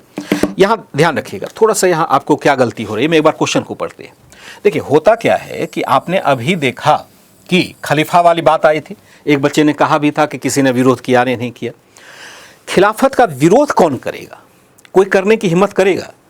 क्योंकि सब लोग जब यह कह रहा है कि भैया हम खलीफा के नायब हैं, नायब का मतलब है सहायक हैं, उनके अनुचर हैं, ऐसा क्यों कह रहा है कि खलीफा को हम देखते हैं इस्लामिक जगत का धार्मिक और राजनीतिक दोनों प्रधान माना जाता है। आपको याद है खिलाफत आंदोलन भी हुआ था भारत में। जब आप आधुनिक भारत में जाएंगे ऐसा ही कुछ मिलता जुलता मैं प्रश्न बनाऊंगा तो वहाँ पर भी आपको याद आ जाएगा। खिलाफत आंदोलन इसलिए हुआ था ना कि खलीफा को जो भारतीय मुसलमान हैं वो अपना प्रधान मानते हैं, धार्मिक तौर पर भी और राजनीतिक तौर पर भी प्रधान मानते हैं। तो यहाँ आपको ध्यान रखना होगा कि प्रायः किसी भी सुल्तान ने यहाँ पर विरोध नहीं किया था, क्योंकि विरोध करने का मतलब होता है कि अपने ही मतलब मालिक का हम विरोध करें। जबकि हर लोगों ने कहा कि हम खलीफा के नायब हैं, खलीफा के सहायक हैं, उनके अनुचर हैं, तो विरोध कोई नहीं करेगा। हाँ, एक केवल सुल्तान था कुछ दिनों के लिए, वह था आपका मुबारक खिलजी था। मुबारक खिलजी ने विरोध नहीं किया, बल्कि इसने क्या किया, स्वयं खलीफा की उपाधि ली, खलीफा की उपाधि ले ली, जो कि एक गलत प्रणाली मानी जाएगी, जो कि गलत मानी। तत्कालीन विश्व में खलीफा की उपाधि को ग्रहण करना एक बहुत बड़ी बात होती। वह तो चूंकि साम्राज्य का विघटन हो रहा है, खलीफा अभी बगदाद में बैठे हैं, वो यहाँ पर कुछ बिगाड़ नहीं सकते हैं, इसलिए उसने ले भी लिया तो खलीफा ने कोई एक्शन नहीं लिया। प्रारंभिक काल होता तो खलीफा अपनी सेना को भेज देता। तो मुबारक शाह खिलजी एकमात्र ऐसा था जिसने खिलाफत की शक्ति को चुनौती देने की कोशिश की थी। और विकल्प में ये मुबारक खिलजी है नहीं, इल्तुतमिश है, अलाउद्दीन खिलजी है। अलाउद्दीन खिलजी ने भले धर्म का सहारा नहीं लिया, लेकिन खलीफा का विरोध नहीं किया। ये कोई नहीं था। आंसर क्या होगा? डी हो जाए, सॉरी ई हो जाएगा। उपरोक्त में से कोई नहीं या एक से अधिक। क्वेश्चन नंबर देखेंगे 12। दिल्ली के किस सुल्तान ने सबसे ज्यादा नहरों का निर्माण किया था? सबसे अधिक नहरों का निर्माण किया था? फिरोज शाह तुगलक, इल्तुतमिश, बलबन, सिकंदर लोदी, उपरोक्त में से कोई नहीं या एक से अधिक। यह भी मैं मान के चलता हूं कि आप 100% आंसर देने की स्थिति में रहेंगे। ये इंस्टिंक्ट मेरा होता है, मुझे लगता है कि कम से कम इतना आपने पढ़ा होगा। अगर नहीं भी आता है तो उसकी चिंता की बात नहीं। आप प्रेशर में मत आ जाइए कि मैंने 100% का टैग लगा दिया है तो आप यहाँ प्रेशर में आ जाएं। प्रेशर में मत आइए। मैं मान के चलता हूं कि अगर आपने सामान्य तरीके से भी पढ़ा होगा तो आपको ये फैक्ट्स जरूर मिल गया होगा। और अगर आप इस फैक्ट्स को बनाते हैं, इसका मतलब है कि सामान्य जानकारी आपकी बहुत अच्छी है। जहां विशेष होता है, मैं पहले ही कह देता हूं कि यह क्वेश्चन आपके लिए शायद भारी पड़ने वाला है, तो आप उस हिसाब से अपने ज्ञान को परख सकते हैं। तो यह अगर नहीं आया, यानी यह क्वेश्चन अगर गलत हुआ, इसका मतलब है कि हमें और भी पढ़ने की जरूरत होगी। ए आ रहा है, जितेंद्र जी हैं, रूप कुमार हैं, जितेंद्र हैं, शोएब जी हैं, अनुपम जी हैं, गुलशन हैं, जैक स्पेरो हैं, कृष्णा यादव हैं, ऋचा आर्या हैं, संतोष का ये आंसर है, मनीष जी हैं, और ठीक है, रश्मि कुमारी का आंसर है, गुलशन का है, जितेंद्र जी का, ठीक है, सबका बच्चों का ए ही आ रहा है, पुष्पा का है, अनुपम उपाध्याय, जितेंद्र, शोएब, चूँकि वही रिपीट होता है ना चैट, तो एक बार मैं जब नाम ले लेता हूँ फिर किसी का नाम अगर छूट जाए तो उसमें गुस्सा मत करिएगा। ठीक है बच्चे, लगभग सभी बच्चों का आंसर ए आ रहा है, एक बार मैंने देख लिया। ठीक है, चलिए, ये आंसर आ रहा है, इसका मतलब है कि सबसे ज़्यादा फिरोज शाह तुगलक ने कहा। अगर मैं यहाँ कहूँ कि सल्तनत काल में पहली बार नहरों का निर्माण किसने किया, पहली बार नहरों का निर्माण किसने किया और मैं यहाँ पर, मेरी बात को ध्यान से समझिएगा, किसने किया, और यहाँ पर मैं ऑप्शन को यही रहने देता हूँ, जो ऑप्शन है आपका यही रहने देता हूँ। क्वेश्चन को मैंने चेंज कर दिया, ऑप्शन यहाँ पर मैंने चेंज कर दिया, सल्तनत काल में पहली बार नहरों का निर्माण किसने किया, और आपके लिए यही ऑप्शन है। तो क्या आप ऑप्शन को वही रखना चाहेंगे या चेंज करना चाहेंगे? इससे क्या होगा कि आपकी क्लियरिटी हो जाए, क्योंकि ये दोनों प्रश्न पैरेलल पूछे जाते रहे हैं अलग अलग तरीके से। पहला प्रश्न आपने उत्तर दिया कि दिल्ली के किस सुल्तान ने सबसे अधिक नहरों का निर्माण किया था। दूसरा है कि सल्तनत काल में पहली बार नहरों का निर्माण किसने किया, और इसी विकल्प के साथ में जाना चाहूँगा। देखता हूं कि अब आप क्या विकल्प देना चाहते हैं। एक एक्स्ट्रा क्वेश्चन मैंने आपके लिए रख लिया है, यूपीएससी का भी कराएंगे उसके लिए जब समय आएगा। तो गयासुद्दीन है, जलालुद्दीन, ठीक है, मोहम्मद बिन तुगलक, गयासुद्दीन तुगलक, जयकृष्ण पटेल जी हैं, इल्तुतमिश है, पुष्पा। यहाँ पर कंफ्यूज कर गए ना, देखिए यहाँ पर आपने क्या किया, कंफ्यूजन दिखा दिया, इसीलिए मैंने प्रश्न पूछा था और इसका मैं आंसर दे देता हूँ। ये हो जाएगा गयासुद्दीन तुगलक, गयासुद्दीन तुगलक हो जाएगा, मोहम्मद बिन तुगलक नहीं, गयासुद्दीन तुगलक हो जाएगा। इसको याद रखिएगा, इंपॉर्टेंट क्वेश्चन फैक्ट्स आपका हो जाएगा। सबसे अधिक नहरों का निर्माण किसने कराया, फिरोज शाह तुगलक ने किया। लेकिन पहली बार नहरों का निर्माण किसने करवाया, तो वह गयासुद्दीन तुगलक होगा, मोहम्मद बिन तुगलक से भी पहले। लगभग आप देखेंगे कि 1325 के आसपास, यानी 20 से 25 के बीच में पहली बार दिल्ली के आसपास नहरों का निर्माण किया गया था, चाहे सतलज नदी हो चाहे यमुना नदी हो। लेकिन फिरोज शाह तुगलक ने इसे बहुत अधिक तरीके से, बहुत अच्छे तरीके से विस्तारित किया। तो दोनों को आप क्या करेंगे, याद रखेंगे, दोनों को आपको क्या करना है, याद रखना है। 13 देखेंगे, फारसी यात्री अब्दुल रज्जाक, कई बार क्वेश्चन पूछा है, अलग अलग परिप्रेक्ष्य में पूछा है। यहां देखें मैंने सिंपल रखा है, बीपीएससी के हिसाब से रखा है, तो उस आपको आंसर देना है। फारसी यात्री, फारसी का मतलब यहां पर हो सकता है आपको लिखा हुआ ईरानी यात्री, ईरानी यात्री भी लिखा हुआ हो सकता है। फारसी यात्री अब्दुल रज्जाक भारत में किस राजा के शासनकाल में आया था? देवराय फर्स्ट, कृष्णदेवराय फर्स्ट, देवराय द्वितीय, कृष्णदेवराय यहाँ होना चाहिए, और उपरोक्त में से कोई नहीं या एक से अधिक। हो सकता है कि ऐसा भी हो कि वह एक से अधिक राजाओं के शासनकाल में आया हो। कभी कभी मेरी बात पर आप विश्वास भी मत कीजिएगा, क्योंकि मैं हिंट देता हूँ तो हो सकता है कि आपको हल्का सा कंफ्यूज करने की इच्छा होती है, क्योंकि मुझे लग रहा है कि इसका आंसर आप अच्छे से दे पाएंगे। लेकिन मेरे गलत हिंट देने के बाद क्या बच्चे कंफ्यूज होते हैं, यह मैं एक कभी कभी जांच करना चाहता हूं, क्योंकि आपकी जानकारी अगर स्थिर है तो किसी भी गलत हिंट से, गलत हिंट कैसे होता है कि जब आप एग्ज़ाम में जाएंगे ना, तो एग्ज़ाम में जाने के बाद आपके मन में कई प्रकार के ख्यालात आते हैं। जो बच्चे इस पीड़ा से गुजर चुके हैं उनको पता होगा, और कई बार तो आप आंसर चेंज भी कर देते हैं, उसी में आप पराजित भी हो जाते हैं। तो आपके जो ख्यालात आते हैं अलग अलग, उनको ख़त्म करने के लिए, उनको मिनिमाइज़ करने के लिए मैं ऐसे गलत इनपुट देने की कोशिश करता हूँ। क्या आंसर होगा? फारसी यात्री अब्दुल रज्जाक किसके शासनकाल में भारत आया था?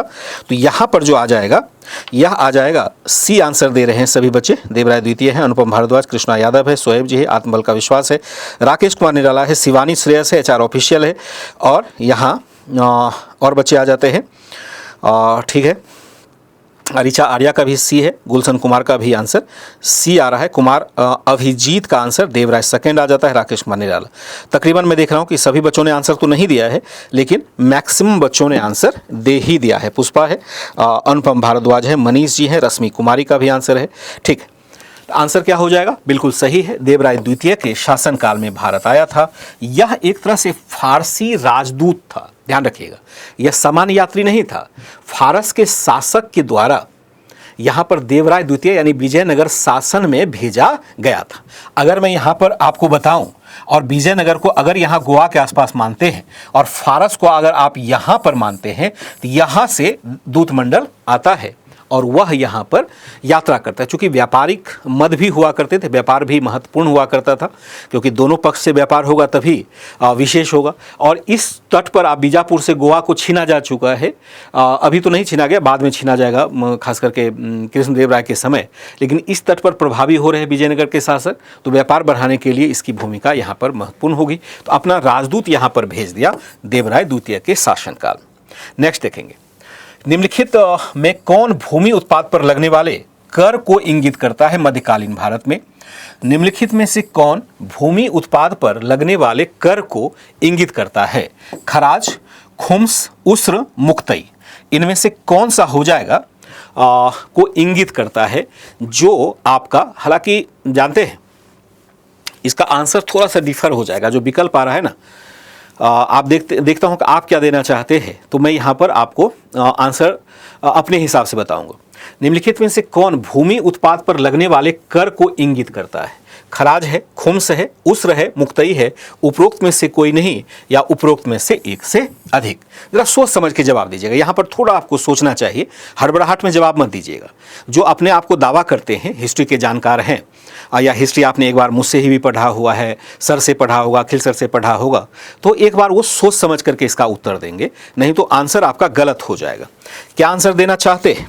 आंसर जो आ रहा है 14 का HR ऑफिशियल का ई है, नेहा चौधरी का डी है, राधा रमन का आंसर है, कृष्ण कुमार है, कुमार अभिजीत का आंसर है, अनुपम जी का आंसर आ गया है, कृष्णा विजय है, वेरी गुड मॉर्निंग नहीं गुड इवनिंग करेंगे, महेश बाबू का आंसर आ रहा है सी है, ए कुमार है, इस पर थोड़ा सा फंस रहे नहीं, जयकृष्ण पटेल जी का आंसर सी ई है, रश्मि कुमारी का आंसर सी है, थोड़ा सा यहाँ पर उलझने की गुंजाइश तो बनती है। निकू आनंद का ई है और ऋचा आर्या का आंसर ई है। तो मुझे लगता है कि बहुत सारे बच्चे तो इसमें बिल्कुल पास कर गए हैं। पुष्पा आपका भी आंसर ठीक है। कृष्णा जी, देखिए कुछ बच्चे यहाँ गलत कर रहे हैं, डीके स्टडी पॉइंट है गुलशन कुमार, चूंकि ये थोड़ा सा कॉन्सेप्ट लेकर के चल रहा है ना, कॉन्सेप्ट हल्का सा यहाँ कॉन्सेप्ट है जिसकी वजह से आप गलती कर रहे हैं। आपने जो आंसर दिया, जिन बच्चों ने ए आंसर दिया, बुरा आंसर नहीं है, लेकिन यहाँ पर अगर कॉन्सेप्ट क्लियर होता जो अभी मैं लिखाने जा रहा हूँ, उससे और अच्छे तरीके से आप कर सकते थे। देखिए आंसर तो इसका ई हो जाएगा, उपरोक्त में से कोई नहीं या उपरोक्त में से एक से अधिक, यानी एक से अधिक। जैसे आप देखेंगे खराज और उस्र, कम से कम दो ऐसा है जो आपको भूराजस्व के रूप में इंगित होता। कैसे? देखिए जो सल्तनत काल में भूराजस्व था, सल्तनत कालीन जो भूराजस्व था उसको हम दो भागों में बांट सकते हैं। भूराजस्व को दो भागों में बांट सकते हैं। पहला जो भाग हो जाएगा वह हो जाएगा खराज, और दूसरा जो हो जाएगा उसको हम कहते हैं उस्र कहते हैं। खराज क्या है? ये है हिंदू भूमि मालिकों से वसूला जाने वाला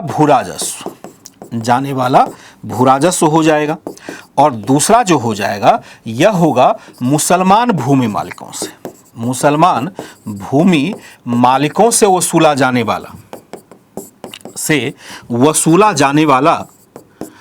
वाला भूराजस्व। ऐसा क्यों अलग अलग किया गया था? इसलिए किया गया था कि खराज की दर जो होती है, दर उस्र से अधिक होती थी। यानी यहां पर जो कर लगाया गया था वो चूंकि इस्लामिक पद्धति वाला कर था, तो यहां पर जो इस्लाम का अनुपालन करता है उसे टैक्स में थोड़ी सी छूट दी जाती थी, और जो खराज भूमि है इस पर अधिक टैक्स लगाया जाता था। तो खराज भी है, उसरी है, मुक्तई भी है। तो इस तरह से आपका आंसर ई निकल करके आएगा, आशा करते हैं। लेकिन एक कन्फ्यूजन और आपका रह जाएगा, अभी मैं उसको दूर नहीं करूंगा क्योंकि लिखने लगूंगा तो फिर अधिक ही डेप्थ हो जाएगा। जैसे आपके मन में एक सवाल उत्पन्न होगा कि अगर मान लीजिए उस समय भी तो ज़मीन की खरीद बिक्री होती थी ना, उस समय भी ज़मीन की खरीद बिक्री होती थी। अगर ये खराज वाली भूमि को कोई मुसलमान खरीद ले तब क्या होगा? अगर खराज वाली भूमि को जिस पर कि बहुत अधिक टैक्स देना पड़ रहा है और मुसलमान खरीद ले तब क्या होगा? या मुसलमानों की भूमि को कोई हिंदू खरीद ले तब क्या होगा? वो अलग स्थिति एक बनेगी। और आपको आता होगा तो आप नीचे कमेंट बॉक्स में लिख करके मुझे बता दीजिएगा कि तब की स्थिति क्या बनेगी अगर भूमि की अदला बदली हो जाए धर्म के आधार पर। तो क्या टैक्स वही रहेगा? कि वो हिंदू चाहेगा कि मुझे कम टैक्स वाली ज़मीन मिले, तो क्या वह मुसलमानों की ज़मीन को खरीद करके टैक्स बचा सकता है? तो ऐसा नहीं होगा। जैसे ही हिंदू ने खरीदा उस वाली भूमि, उसे खराज ही देना पड़ेगा। लेकिन अगर मुसलमानों ने खरीद लिया, उसे दोनों देना पड़ेगा, उसको डबल टैक्स एक तरह से हो जाता है। कॉन्सेप्ट वाले भाग में इसको आप पढ़ पाएंगे। नेक्स्ट देखिए, दिल्ली सल्तनत के दौरान मुकद्दम या चौधरी का पद इस्तेमाल किसके लिए किया जाता था? दिल्ली सल्तनत के दौरान मुकद्दम या चौधरी पद का इस्तेमाल यानी प्रयोग किसके लिए किया जाता था? गांव के सरपंच के लिए, राजस्व अधिकारी के लिए, गांव के लेखाकार के लिए, गांव के धार्मिक उलेमा के लिए, उपरोक्त में से कोई नहीं या उपरोक्त में से एक से अधिक। किसके लिए यहाँ पर मुकद्दम या चौधरी शब्द का प्रयोग किया जाता था? एक शब्द और भी छूट जाता है, अगर मैं बोल दूंगा तो हो सकता है कि आंसर देने के लिए आपको हिंट मिल जाए, इसलिए मैं अभी चुप रहता हूं। जैसे आप आंसर देते हैं वैसे मैं उस शब्द को भी डाल दूंगा ताकि तीनों पैरेलली वर्ड आप यूज कर पाएंगे। आंसर जो होगा 15 का ए निकू आनंद का है, बी है रश्मि कुमारी का है, सी है कृष्णा जी। वह तो जाति पर निर्भर करता है, किसका जातिवाद मिलता है उसी को, जाति पर नहीं, कृष्णा कुमार धर्म के आधार पर। ए है गुलशन कुमार है, आत्मबल का विश्वास का बी है, थोड़ा यहाँ कन्फ्यूज कर रहे हैं, जितेंद्र जी है, गुलशन ऋचा आर्या का बी है, ऋचा आर्या। डिजिटल पिटाई तय है क्योंकि आपने हिस्ट्री भी पढ़ा हुआ है। गुलशन डी के स्टडी पॉइंट है, HR ऑफिशियल है, और यहाँ पर नेहा पुष्पा ठीक है, डी के स्टडी पॉइंट है। शोएब मसूरी का आंसर थोड़ा गलत दिख रहा है मुझे, जहाँ तक मैं समझ पा रहा हूँ, मुझे याद है आंसर, मुझे लग रहा है गलत। और यहाँ पर आपका राकेश गुलशन लगभग ठीक है। संदीप जी बिल्कुल आपने सही कहा, ई नहीं होगा इसमें। आंसर क्या होगा? Prime student Santosh ji, answer जो हो जाएगा वह आंसर आपका हो जाएगा ए। यह क्या है? गांव का सरपंच होता था। इसमें 3 टर्म यूज होते हैं, एक होता है खुद, दूसरा होता है मुकद्दम, और तीसरा होता है आपका चौधरी। चौधरी आगे चल करके राजस्व अधिकारी भी बन जाता है आगे चल करके, लेकिन अभी नहीं। सल्तनत काल में खुद मुकद्दम चौधरी गांव के जमींदार होते थे, प्रायः गांव के सरपंच होते थे या गांव के मुखिया ही होते थे उनके लिए, और ये भूमि जमींदार भी होते थे। इसलिए जो शब्द प्रयोग किया जाता है यह गांव के सरपंच के लिए किया जाता है। ठीक है, ठीक है गुलशन, बहुत बढ़िया है। और महेश बाबू भी आ गए हैं, तो यहाँ पर आंसर क्या होगा? मुखिया के संदर्भ में किया जाता है, आंसर ए हो जाएगा। नेक्स्ट देखेंगे, निम्नलिखित में से किस सुल्तान के काल में जौनपुर नगर की स्थापना हुई थी? यह तो खैर कोई भी जो SSC का भी बच्चा है वह भी बनाएगा, इसलिए ऐसे क्वेश्चन को मैं 100% का टैग लगाऊंगा। निम्नलिखित में से किस सुल्तान के काल में जौनपुर नगर की स्थापना हुई थी? यहाँ पर बहुत व्याख्या करने की आवश्यकता नहीं होगी। अलाउद्दीन खिलजी, मोहम्मद बिन तुगलक, फिरोज शाह तुगलक, जलालुद्दीन खिलजी, उपरोक्त में से कोई नहीं या एक से अधिक। चूंकि BPSC की जो प्रकृति रही है, BPSC में जो प्रश्न पूछे जाते रहे हैं वह इसी प्रकृति के पूछे जाते हैं, तो और BPSC के लिए स्पेशल क्लास यह चल रहा है, तो यहाँ पर ऐसे प्रश्न डालते हैं। व्याख्यात्मक प्रश्न जो UPSC के लिए होता है, अगर मौका लगता है तो फिर वो जब क्वेश्चन आएगा तो उसका स्तर ही कुछ अलग हो जाएगा। यहाँ तो BPSC के लिए कर रहे हैं, तो BPSC के क्वेश्चन को एंजॉय कीजिए और आप फटाफट जवाब देंगे तो आपका कॉन्फिडेंस भी बिल्ड होता चला जाएगा। आंसर क्या आ रहा है? बी आ रहा है।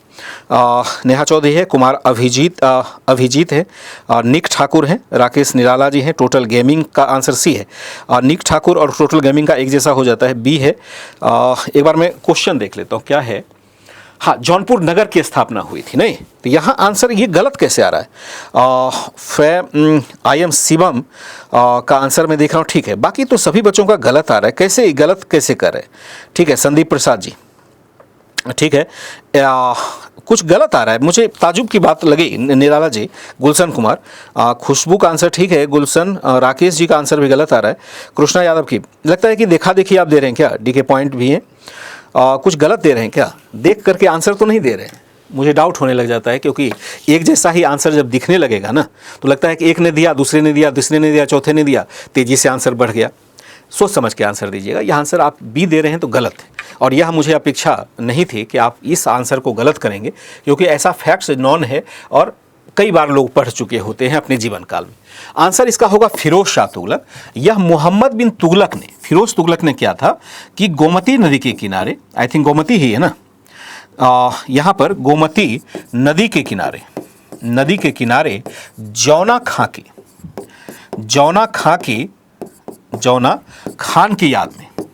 की याद में इसे बनाया था। जौनपुर किले की भी स्थापना की थी, जौनपुर नगर की भी स्थापना की थी। यह आंसर वैसे गलत होने लायक नहीं था, लेकिन फिर भी आपने गलत किया तो इसके लिए कोई मतलब क्षमा प्रार्थी नहीं होना है, गलत हो जाता है कभी कभी।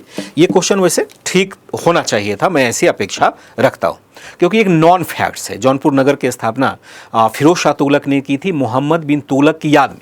यहाँ जो जौना खां लिखा हुआ है ना, वो एक्चुअल में मोहम्मद बिन तुगलक ही उसका उत्तर होगा। आंसर होगा 17 का। निम्नलिखित में से किस सुल्तान ने तुर्की अमीर को प्रशासन में समाहित करने के लिए नायब ए ममलिकात नामक नवीन विभाग का सृजन किया था? निम्नलिखित में से किस सुल्तान ने तुर्की अमीर को प्रशासन में समाहित करने के लिए नायब ए ममलिकात नामक नवीन विभाग का सृजन किया था? नायब ममलिकात का सरल अर्थ क्या होगा? एक तरह से उप सुल्तान यानी, या आप कह सकते हैं इसको कार्यकारी सुल्तान भी कह सकते हैं। क्या कह सकते हैं? कार्यकारी सुल्तान।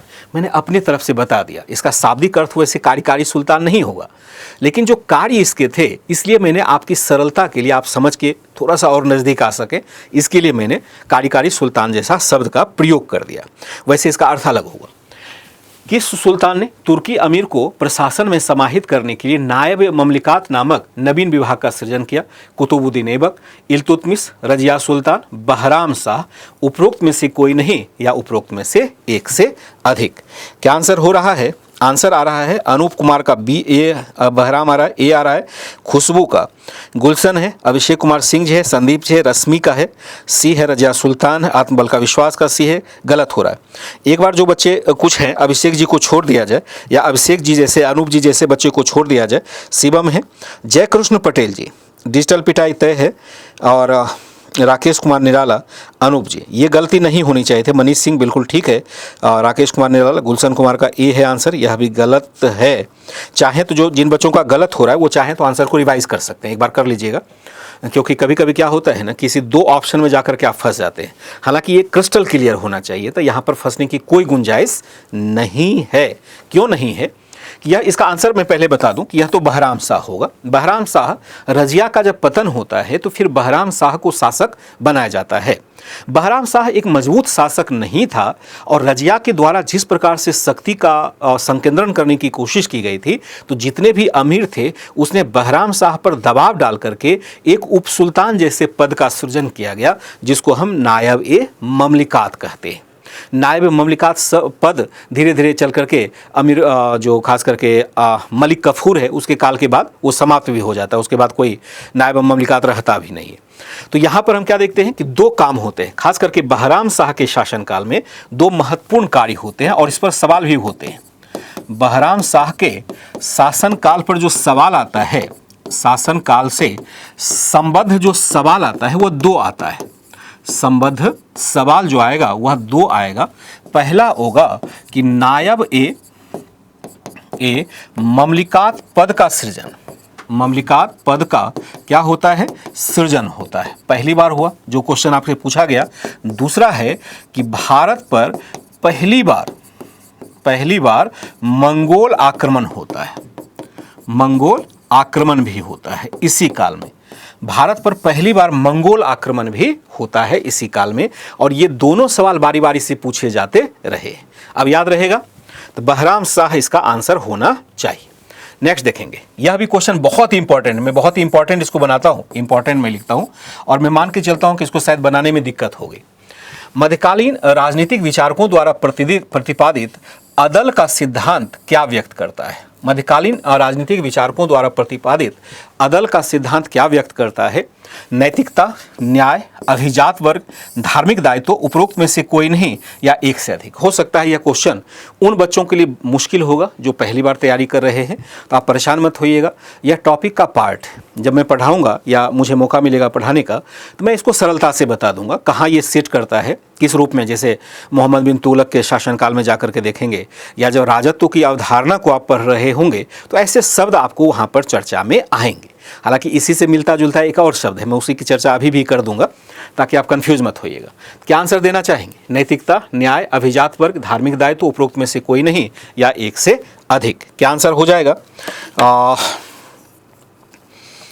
ठीक है, एलकेजी के बच्चे भी होंगे। डी है राजवीर चौधरी का आंसर है, बी है खुशबू का है, अनूप जी है धार्मिक दायित्व। गलत आ रहा है, धार्मिक दायित्व नहीं होगा अनूप कुमार जी। धार्मिक दायित्व नहीं होगा तो आप चेंज करना चाहें तो कर सकते हैं, जल्दी से करेंगे क्योंकि बहुत ज़्यादा समय नहीं दे सकते हैं ना। निको आनंद का बी है, ऋचा आर्या का बी है, गुलशन का बी है, नेहा राय का सी है, सोयवांश का ए है, कृष्णा कुमार, गुलशन। सभी बच्चों का क्या है? ऋचा रश्मि का आंसर ठीक जा रहा है, गुलशन का भी ठीक है, राकेश कुमार निराला का मुझे देख रहा हूँ कि थोड़ा आंसर गलत जा रहा है, एक बार इसको सुधार लेंगे। संदीप जी का आंसर ठीक है, एमएफ ब्लॉक का आंसर ठीक है, गुलशन कुमार है, पुष्पा गलत हो गया बेटा, और राकेश निराला और कृष्णा का आंसर सी है, ठीक है। नेहा राय आपका भी आंसर सही है। आंसर क्या होगा? न्याय होगा। देखिए अदल क्या होता है? अदल होता है न्याय का सिद्धांत, न्याय का सिद्धांत होता है। और मैं आगे पढ़ाऊंगा टॉपिक वाले में। और एक जो होता है, एक टर्म इसी से मिलता जुलता आपको आएगा, वह अदली शब्द आएगा। अदल क्या कह रहा है? न्याय का सिद्धांत है। न्यायिक प्रणाली को हम अदल कहते हैं एक तरह से तुर्की जो फारसी पद्धति में। अदली शब्द अगर केवल हम ईकार लगा देते हैं तो इसका भाव बदल जाता है। अदली का मतलब होता है एक प्रकार का सिक्का, एक प्रकार का सिक्का। अब समझिए कि जो बच्चे तैयारी कर रहे हैं इस तरह से इंटरलिंक करके अगर तैयारी नहीं करेंगे और कभी अदली शब्द पर आ गया प्रश्न तो क्या करेंगे? अदली का मतलब सोचेंगे वो न्याय वाली बात हो रही है, लेकिन यह क्या है? क्वाइंस, एक प्रकार का क्वाइंस है जो किसने जारी किया था? MBT यानी मोहम्मद बिन तुगलक के द्वारा जारी किया गया था। आंसर क्या होगा? बी हो जाएगा। 19 देखेंगे।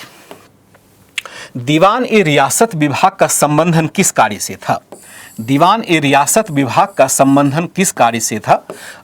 बाजार नियंत्रण व्यवस्था की देखरेख, बकाया राजस्व की वसूली, नकदी कृषि को प्रोत्साहन, विदेशी शासकों से द्वैत संबंध बनाना, उपरोक्त में से कोई नहीं, उपरोक्त में से एक से अधिक।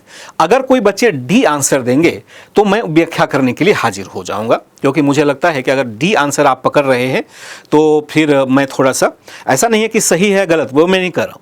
अगर डी आंसर की तरफ आप जाते हैं तो मैं थोड़ी सी व्याख्या करने के लिए रुकूंगा। अगर डी आंसर नहीं आएगा तो इसकी व्याख्या की आवश्यकता मुझे महसूस नहीं होगी।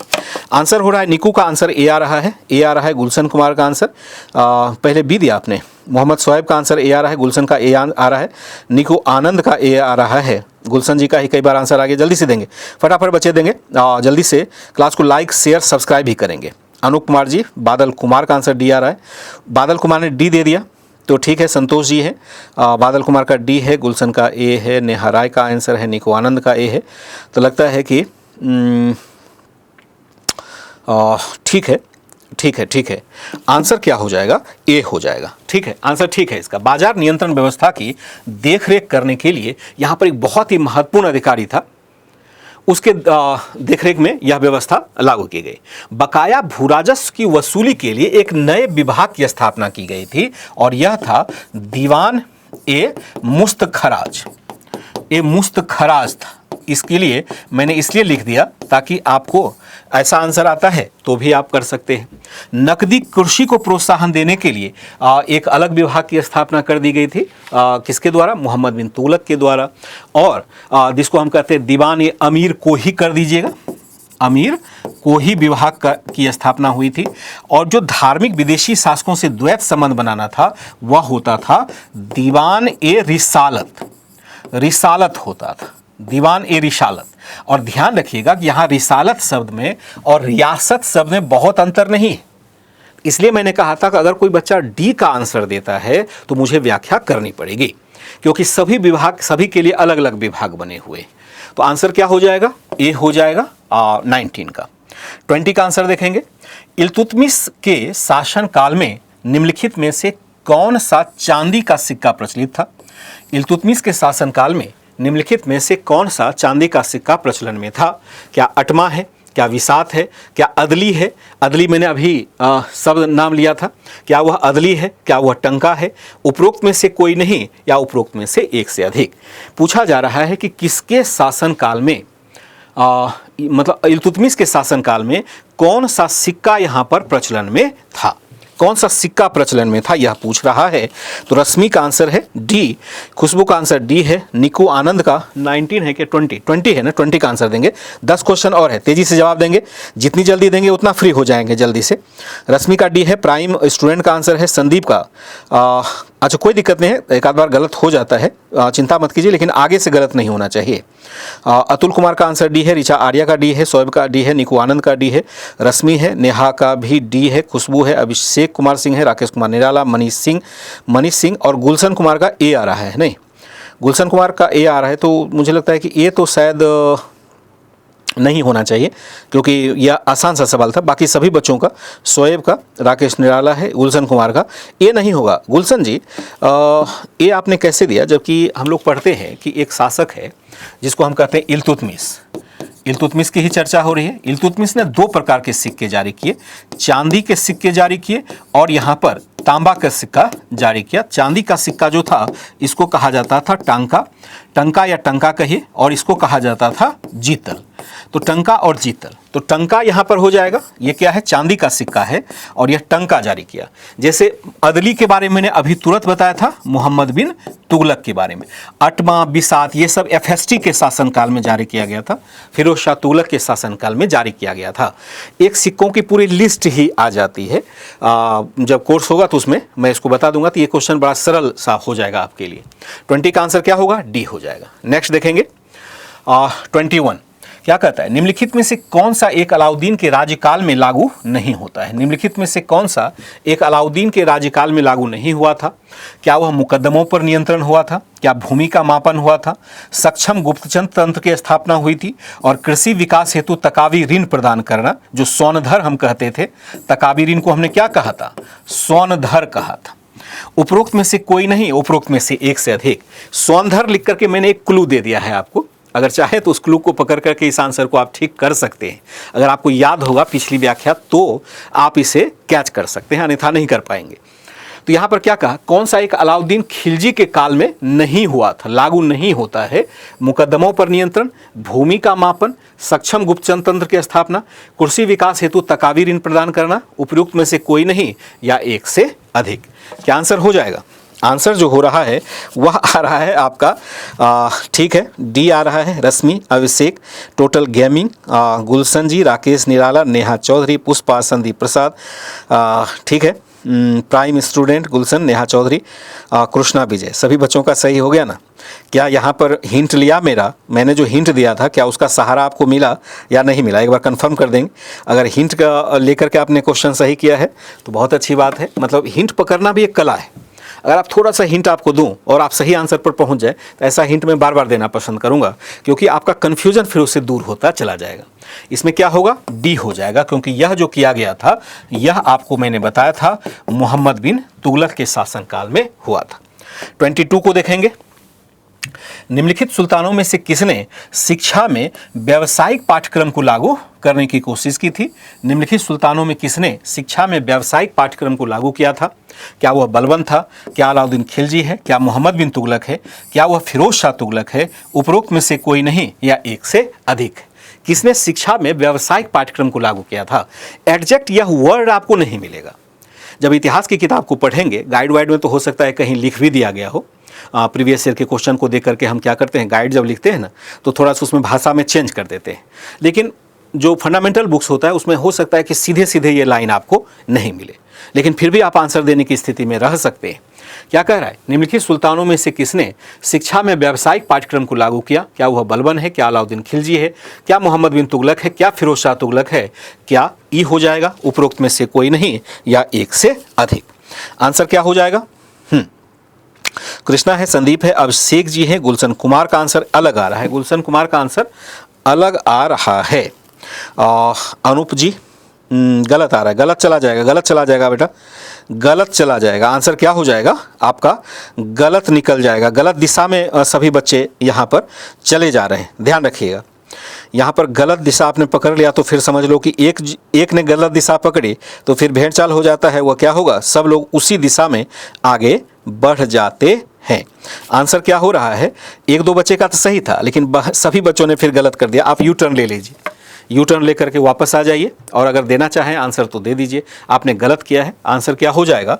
यह हो जाएगा फिरोज शाह तुगलक। कब मोहम्मद बिन तुगलक ने कैसे शिक्षा व्यवस्था में प्रसार किया था भाई? मोहम्मद तुगलक की 5 परियोजनाओं की बात करते हैं, उसमें कहीं व्यावसायिक शिक्षा की बात होती है? आप कंफ्यूज कर गए कि मोहम्मद बिन तुगलक सबसे अधिक पढ़ा लिखा था। असल है कि कारखाना पद्धति की स्थापना किसने की थी? इसने की थी। शिक्षा व्यवस्था की स्थापना इसने की थी, शिक्षा के लिए विशेष व्यवस्था की थी, कारखाना व्यवस्था की स्थापना की थी, तकनीकी शिक्षा को देने की कोशिश की थी। आंसर क्या होगा? 22 का डी होगा। आप लोगों को क्या करना था? यू टर्न लेना था। और यू टर्न लेकर के आप कहाँ पहुँचे जरा मैं इसको देख लेता हूँ। बिल्कुल आपने सही यू टर्न लिया है और सही दिशा में आपकी गाड़ी आ गई है। क्वेश्चन नंबर 23, दिल्ली के निम्नलिखित में से किस सुल्तान ने यह नियम बनाया था कि किसी एक वर्ष में भूराजस्व में 1/10 या 11 से अधिक वृद्धि नहीं की जाएगी? अलाउद्दीन खिलजी, गयासुद्दीन तुगलक, फिरोज शाह तुगलक, सिकंदर ए लोदी या उपरोक्त में से कोई नहीं या उपरोक्त में से एक से अधिक? क्या यह क्वेश्चन टफ लग रहा है? जो लास्ट क्वेश्चन कुछ आ रहे हैं तो मुझे लगता नहीं है कि टफ है, क्योंकि देखो प्रैक्टिस हम लोग कर रहे हैं ना, तो सभी डायमेंशन को पकड़ना जरूरी था। पूरे सल्तनत काल का है, अगले दिन मैं कल आऊँगा तो आपको मुगल काल का प्रैक्टिस हो जाएगा। तो यहाँ पर कुछ क्वेश्चन जो विशेष हो सकते हैं, मैं तो नहीं मानता हूँ कि क्वेश्चन का लेवल डाउन होगा, क्वेश्चन थोड़ा सा अप ही आएगा। तो ऐसे क्वेश्चन को मैंने जानबूझ करके लिया है कि अगर एक आध क्वेश्चन आपको टफ भी लगे तो आप याद कर लीजिएगा और फिर इसका आंसर दीजिएगा। निम्नलिखित में से किस सुल्तान ने यह नियम बनाया कि किसी एक वर्ष में भूराजस्व में 1/10 या 1/11 से अधिक वृद्धि नहीं की जाएगी? अलाउद्दीन खिलजी, गयासुद्दीन तुगलक, फिरोज तुगलक, सिकंदर लोदी या नन ऑफ दीस या इनमें से एक से अधिक? क्या कहना चाहते हैं एक बार मैं देख लेता हूँ। हम सही गलत ठीक है शायद गुलशन का ए आ रहा है, प्राइम स्टूडेंट का सी है, गुलशन का ए आ रहा है और जल्दी से देंगे। आई एम शिवम जी जो राजपूत जी हैं वो शायद उन्होंने कहा है, खुशबू का आंसर है कि गुलशन ने कहा कि सही पकड़े थे फिर डायरेक्शन मेरा गलत हो गया। हाँ, ऐसा होता है। फिरोज शुक्तक या सिकंदर लोदी में कोई होगा, अनूप ने कहा। दोनों में से एक का आंसर दीजिए अनूप भैया। कृष्ण यादव है, संदीप जी हैं। ठीक है, आंसर जो आ रहा है इसमें थोड़ा सा मुझे लगता है कि रुक रहे हैं। ये हो जाएगा आपका बी आंसर होगा, गयासुद्दीन तुगलक आंसर होगा। गयासुद्दीन तुगलक ने कहा था कि एक बढ़ोतरी मिनिमम ही होना चाहिए। ऐसा नहीं है जैसे अलाउद्दीन खिलजी को आपने देखा कि अचानक से 50% की बढ़ोतरी कर दी गई थी। तो इसने कहा कि 1/10 से ज़्यादा मत करिए एक साल में, नहीं तो किसानों को बहुत अधिक दिक्कतों का सामना करना पड़ेगा। और इसने बहुत सारे अधिकार जो खुद मुकद्दम चौधरी के थे, कुछ अधिकार वापस भी कर दिए थे। इसलिए आंसर क्या हो जाएगा? आंसर इसका हो जाएगा आपका बी। नेक्स्ट देखेंगे कि निम्नलिखित में से किस विदेशी यात्री ने सल्तनत कालीन डाक व्यवस्था का विवरण दिया है? ध्यान रखेंगे, जो डाक सिस्टम है उसका विवरण किस विदेशी यात्री ने दिया है जो सल्तनत काल में डाक व्यवस्था थी। वर्तमान जैसी डाक व्यवस्था नहीं थी। वहाँ पर राजमार्गों के किनारे अलग अलग सराय बनी होती थी जहाँ यात्रियों को ठहरना होता था और एक डाकिया या एक हरकारा उसमें उसको कहा जाता था, घोड़े पर चढ़ करके और जो चिट्ठी पत्री होता था उसको लेकर के जाता था। लिखने की कला का भी बहुत अधिक विकास नहीं हुआ था, संदेश भी मुहजबानी भी पहुंचाना डाक व्यवस्था का ही पार्ट होगा। तो यहाँ पर किस यात्री ने यहाँ डाक व्यवस्था का विवरण दिया है? क्या वह इब्न बतूता है, क्या माहुआन है, क्या अलबरूनी है, क्या मार्को पोलो है, क्या उपरोक्त में से कोई नहीं, एक से अधिक? जब मैं स्टूडेंट हुआ करता था तो जब ऐसे प्रश्न मुझे नहीं आते थे तो मैं प्रायः उस आंसर को चूज करने की कोशिश करता था जिसके बारे में मैंने पहली बार सुना है। मुझे लगता है कि हो सकता है यही हो, मैंने नहीं पढ़ा होगा। तो यहाँ पर आप ऐसा मत करिएगा, आपको जो उचित लगे वही आंसर देंगे। अगर सीधा सीधा आंसर आ रहा है तब तो आप दे सकते हैं, वैसे आप चाहें तो यहाँ चूंकि निगेटिव मार्किंग है तो आप फंस जाएंगे। फिर आंसर आ रहा है ए, जयकृष्ण जी का आंसर है, रिचारिया का है, टोटल गेमिंग है, संदीप का है, राकेश कुमार निराला है। कृष्ण जी समझ में नहीं आया, तनिक और बढ़िया से पढ़ाएं, समझाएं, क्या समझ में नहीं आया? कृष्ण यादव जी, चूँकि 30 क्वेश्चन लेना होता है तो समय इतना नहीं होता है, तो आप चाहें तो एक बार मुझसे संपर्क कर लेंगे। HR ऑफिशियल है, गुलशन कुमार है। मैं चाहूँगा कि आपको बिल्कुल अच्छी तरह से समझ में आए। निको आनंद, रश्मि कुमारी का ए है। तकरीबन सभी बच्चों का आंसर ठीक ही जा रहा है। आंसर क्या हो जाएगा? ए हो जाएगा। इब्न बतूता जो मोहम्मद बिन तुगलक के शासनकाल में आया था, उसने बहुत अच्छा विवरण दिया है। इब्न बतूता एक तरह से दिल्ली का काजी भी नियुक्त हुआ है, चीन जाने वाले दूत मंडल का सदस्य भी रहा है, उसे जेल की भी हवा खानी पड़ी, किताबुल रहेला की भी रचना उसने की थी। उसी ने यहाँ पर अपना विवरण जो दिया था उसमें डाक व्यवस्था की चर्चा की थी।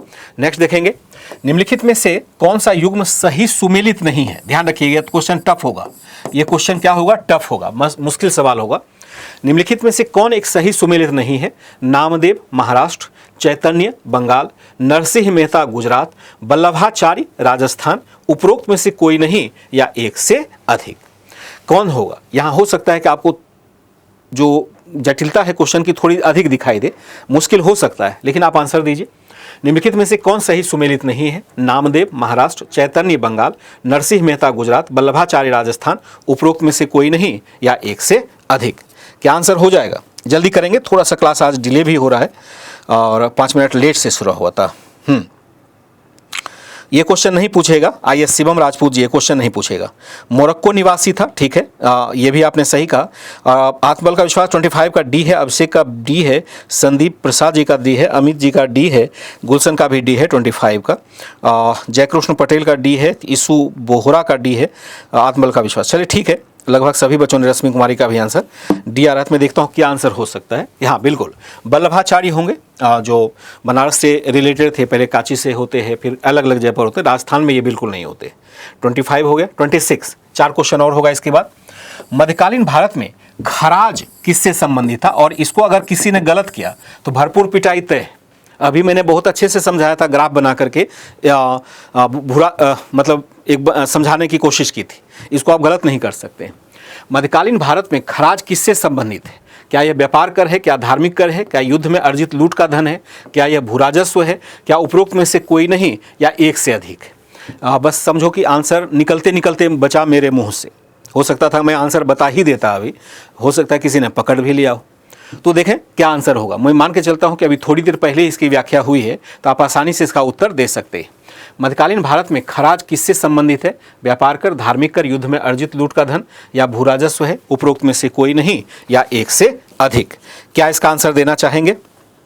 आंसर हो रहा है डी, यूपी से होकर नहीं सही कर पाए।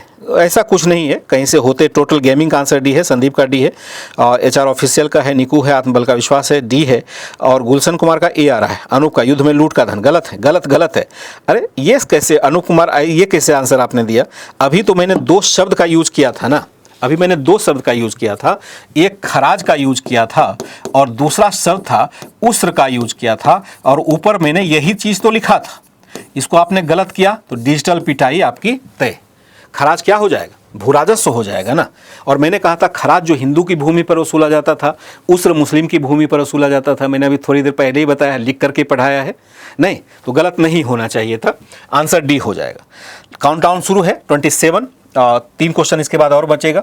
मोहम्मद बिन तुगलक के प्रति निम्नलिखित में से किस लेखक ने उद्गार व्यक्त किया कि राजा को प्रजा से तथा प्रजा को राजा से मुक्ति मिल गई थी? राजा को प्रजा से और प्रजा को राजा से मुक्ति मिल गई थी।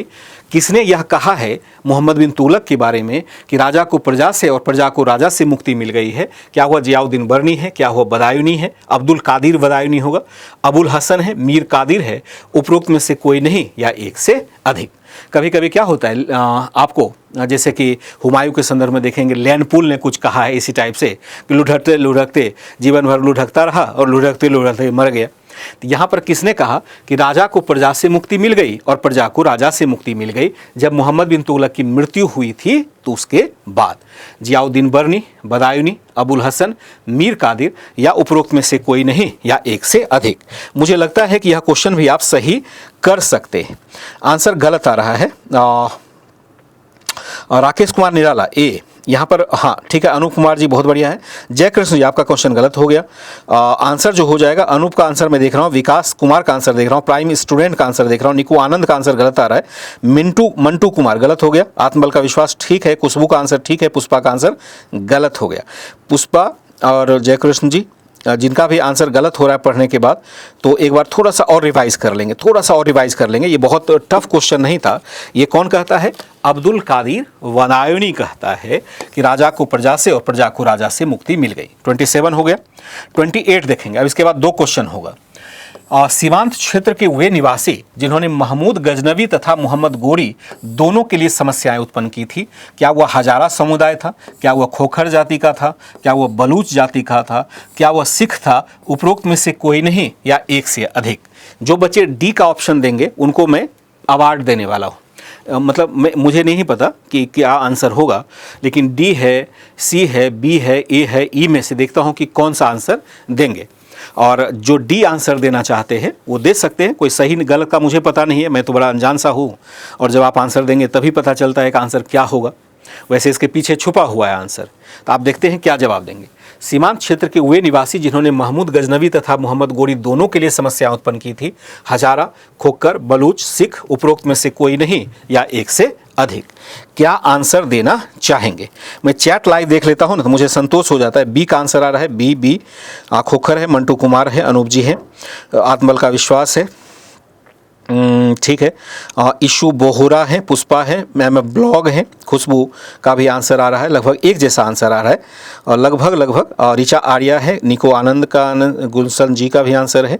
हाँ, विकास कुमार का आंसर सी आ रहा है। विकास जी उस टाइम जय कृष्ण पटेल जी, एडजेक्ट में यही कहना चाह रहा था। कुसुम देवी, ये गलत हो गया ना, इसलिए गलत हो गया कि आपको ये सोचना था, मैंने कहा था अवार्ड दूंगा इसलिए कि आपको केवल यह सोचना था उस समय और सिख समुदाय का विकास नहीं हुआ था। जिस समय खोखर की बात हो रही है उसमें ये जाट समुदाय से बिलोंग करते थे। जनरली आप देखते हैं जो दिल्ली की स्थापना हुई है वह तोमर शासकों के द्वारा की गई है, तो तोमर शासकों के बाद में संबंध हो जाते हैं चौहान शासकों के जो अजमेर में बसे हुए थे, तो अजमेर के चौहानों का अधिकार दिल्ली पर हो जाता है। तो अजमेर के चौहान बाद में आते हैं, पहले तोमर शासक और खोखर जाट समुदाय जो था दोनों एक हुआ करता था, दोनों में वैवाहिक संबंध थे। बाद में चौहानों से भी वैवाहिक संबंध हो जाते हैं। तो जब चौहानों की पराजय होती है तो इस जाट समुदाय ने जो भी मतलब आक्रांता उस समय थे, जैसे मोहम्मद गोरी था, उसके साथ बहुत ही कड़ा प्रतिरोध किया। और प्रतिरोध ऐसा कि माना जाता है कि 1206 ईस्वी में खोखरों से युद्ध करते हुए ही यहाँ पर मोहम्मद गोरी की मृत्यु हुई थी, क्योंकि खोखर सरदार जो राम थे उन्होंने मोहम्मद गोरी का गला काट लिया था, ऐसा इतिहास में लिखा गया है। आंसर क्या होगा? बी होगा। नेक्स्ट देखेंगे 29। इसके बाद एक ही क्वेश्चन होगा, साकिया अथवा रहट क्या था? यह थोड़ा सा टफ क्वेश्चन होगा और जो बच्चे नए होंगे उनके लिए थोड़ा मुश्किल होगा। साकिया अथवा रहट क्या है? सिंचाई के यंत्र हैं, बुवाई के यंत्र हैं, मड़ाई के यंत्र हैं। मड़ाई का मतलब है दाना निकालना, बुवाई का मतलब है बोना, फसल बोना, यानी दाना निकालना होगा, निकालना। क्या इससे दाना निकाला जाता था? क्या इससे सिंचाई किया जाता था? क्या इससे कटाई किया जाता था? यह तो तय है कि कृषि से जुड़ा हुआ यंत्र है। उपरोक्त में से कोई नहीं या एक से अधिक। साकिया अथवा रहट क्या है? हो सकता है रहट शब्द अभी भी आप सुनते हो, साकिया शब्द तो अब खैर धीरे धीरे प्रचलन में नहीं रहा, लेकिन रहट शब्द अभी भी है। उसके आधार पर आप चाहें तो आंसर दे सकते हैं अगर आपने सुना होगा तो, और बहुत सारे लोग तो इसका प्रयोग भी करते हैं अभी भी। आंसर जो आ रहा है ए आ रहा है, बी आ रहा है। देखिए रश्मि कुमारी है, गुलशन कुमार का आंसर है, आत्मबल का विश्वास है, जयकृष्ण पटेल का आंसर है, इशू है, गुलशन है, पुष्पा, अनूप जी, MF व्लॉग है, विकास जी हैं। ठीक है बच्चे, एक आध बच्चों का खाली गलत था, लेकिन मैं देख रहा हूँ कि सभी बच्चों का सही है। MF ब्लॉग है, अनूप जी है, गुलशन और निको आनंद, आपका आंसर गलत आ रहा है बच्चा। रश्मि, इम्तियाज अहमद का भी आंसर है, कुसुम देवी का भी आंसर ठीक है, बहुत बढ़िया। आंसर क्या हो जाएगा? प्राइम स्टूडेंट का आंसर ए हो जाएगा। ठीक है, आंसर क्या है? ये सिंचाई का यंत्र है। मैं इस यंत्र को दिखाता हूं जो आपको मैंने पहले भी दिखाया था। यह यंत्र क्या होता है कि कुएं के अधीन बनाया जाता है, और इस काल तक पहले मैंने क्या बताया था, ऐसे मैंने एक डिजाइन बनाया था और कहा था कि यहाँ पानी भरा हुआ है, और एक मैंने इस प्रकार का बना दिया था। आप देखेंगे कि यह यंत्र भी इसी तरह से काम कर रहा है, लेकिन इसके साथ आप देखेंगे एक शाफ्ट जुड़ा हुआ है जिसको हम कहते हैं गियर, और गियर लगा करके इसको बैलों के माध्यम से घुमाया जाने लगा। पहले ये हाथों से घुमाया जाता था, तो इसी को हम घटी यंत्र कहते थे। जब गियर वगैरह का प्रयोग किया जाने लगा मध्यकाल में जाकर के, इसको हम साकिया या रहट कहने लग जाते हैं। हालांकि रहट एक दूसरे प्रकार का भी होता है। यह एक्चुअल में सिंचाई का यंत्र होता था। यहाँ से आप देखते हैं ये पानी इसमें गिरता है और पानी धीरे धीरे इस नाली से निकल करके चला जाता है खेतों में। यह एक बेहतर यंत्र बन जाता है। ठीक है, और लास्ट क्वेश्चन आज का होगा और वह हो जाएगा आपका, निम्नलिखित में से किस सुल्तान ने दिल्ली तथा उसके आसपास के क्षेत्रों में फल उत्पादन को प्रोत्साहन देने हेतु अनेक बाग लगवाने का कार्य किया था? क्या वह इल्तुतमिश है? क्या वह बलबन है? क्या फिरोज तुगलक है? मोहम्मद बिन तुगलक है? उपरोक्त में से कोई नहीं या एक से अधिक। फलों का बाग किसने लगवाया था? बहुत ही आसान सवाल है और मैं मान के चलता हूँ कि आप 100% उत्तर देने वाले हैं। सभी बच्चे आंसर देने वाले हैं। और जब सभी बच्चे सही आंसर दे देंगे तो इसी स्थिति को कहा जाएगा अंत भला तो सब भला। तो फिर क्या करेंगे, कल मुगल काल के लिए तैयार होंगे। कल मुगल काल को इसी तरह से हम लोग 30 क्वेश्चन के माध्यम से देखेंगे। 30 क्वेश्चन इसलिए रखते हैं कि मैक्सिमम टाइम मुझे लगता है कि 1 से 1.5 घंटे के आसपास लग जाता है। अधिक व्याख्या करूं तो और भी ज़्यादा लग जाएगा। आंसर क्या हो रहा है, एक बार में 1-4 चलिए ठीक है, एडवांस टेक्नोलॉजी, हाँ ठीक है, बहुत टेक्नोलॉजी थी। सी आंसर आ रहा है सभी बच्चों का। फिरोज तुगलक है, अनूप जी है, इम्तियाज जी है, prime Rashmi, M A blog है, और ठीक है ठीक है, और पुष्पा आंसर दिख गया था। ओके ओके ठीक है ठीक है ठीक है, चलिए कोई दिक्कत नहीं है। डी निको आनंद ने देखा नहीं था तो डी आंसर कर दिया तो गलत हो जाएगा। आंसर क्या हो जाएगा इसका, सी हो जाएगा। आज का क्लास यहीं पर ख़त्म करेंगे। आंसर क्या होगा, फिरोज शाह तुगलक। कल की जो क्लास होगी वह क्या होगी, आपका मुगल काल पर होना है। कल आपका मध्यकाल समाप्त हो जाएगा और फिर जो मेजर पार्ट आपका बचता है वह आधुनिक भारत का बचता है, जो मैं परसों से आपके लिए शुरू करूँगा। तैयार रहिएगा। यहाँ पर मैं प्रयास कर रहा हूँ कि जो मानक क्वेश्चन है उसको लाया जाए। मुझे लगता है कि सितंबर फर्स्ट वीक में या अगस्त के लास्ट में आपके लिए फाउंडेशन कोर्स भी आ चुका होगा। और फाउंडेशन कोर्स जानते हैं किस रूप में चलाया जाता है, अच्छे से चलाने की कोशिश की जाती है। तो संस्कृति का एक अलग ही मानदंड है इस मामले में, तो आपको बहुत अधिक मुझे लगता है कि उसका फ़ायदा होना चाहिए। तो आप लोग तैयार रहिएगा। और अगस्त लास्ट वीक तक आपके लिए, मतलब पहले ही अगस्त सेकेंड वीक तक जाते जाते नोटिफिकेशन आपके पास आ चुका होगा। तो आज के लिए फिर इजाज़त दें, मैं कल फिर मिलता हूँ आपके लिए नए सेशन को लेकर जो मुगल काल पर रिलेटेड होगा। आज के लिए इजाज़त दें। Bye, take care and good night.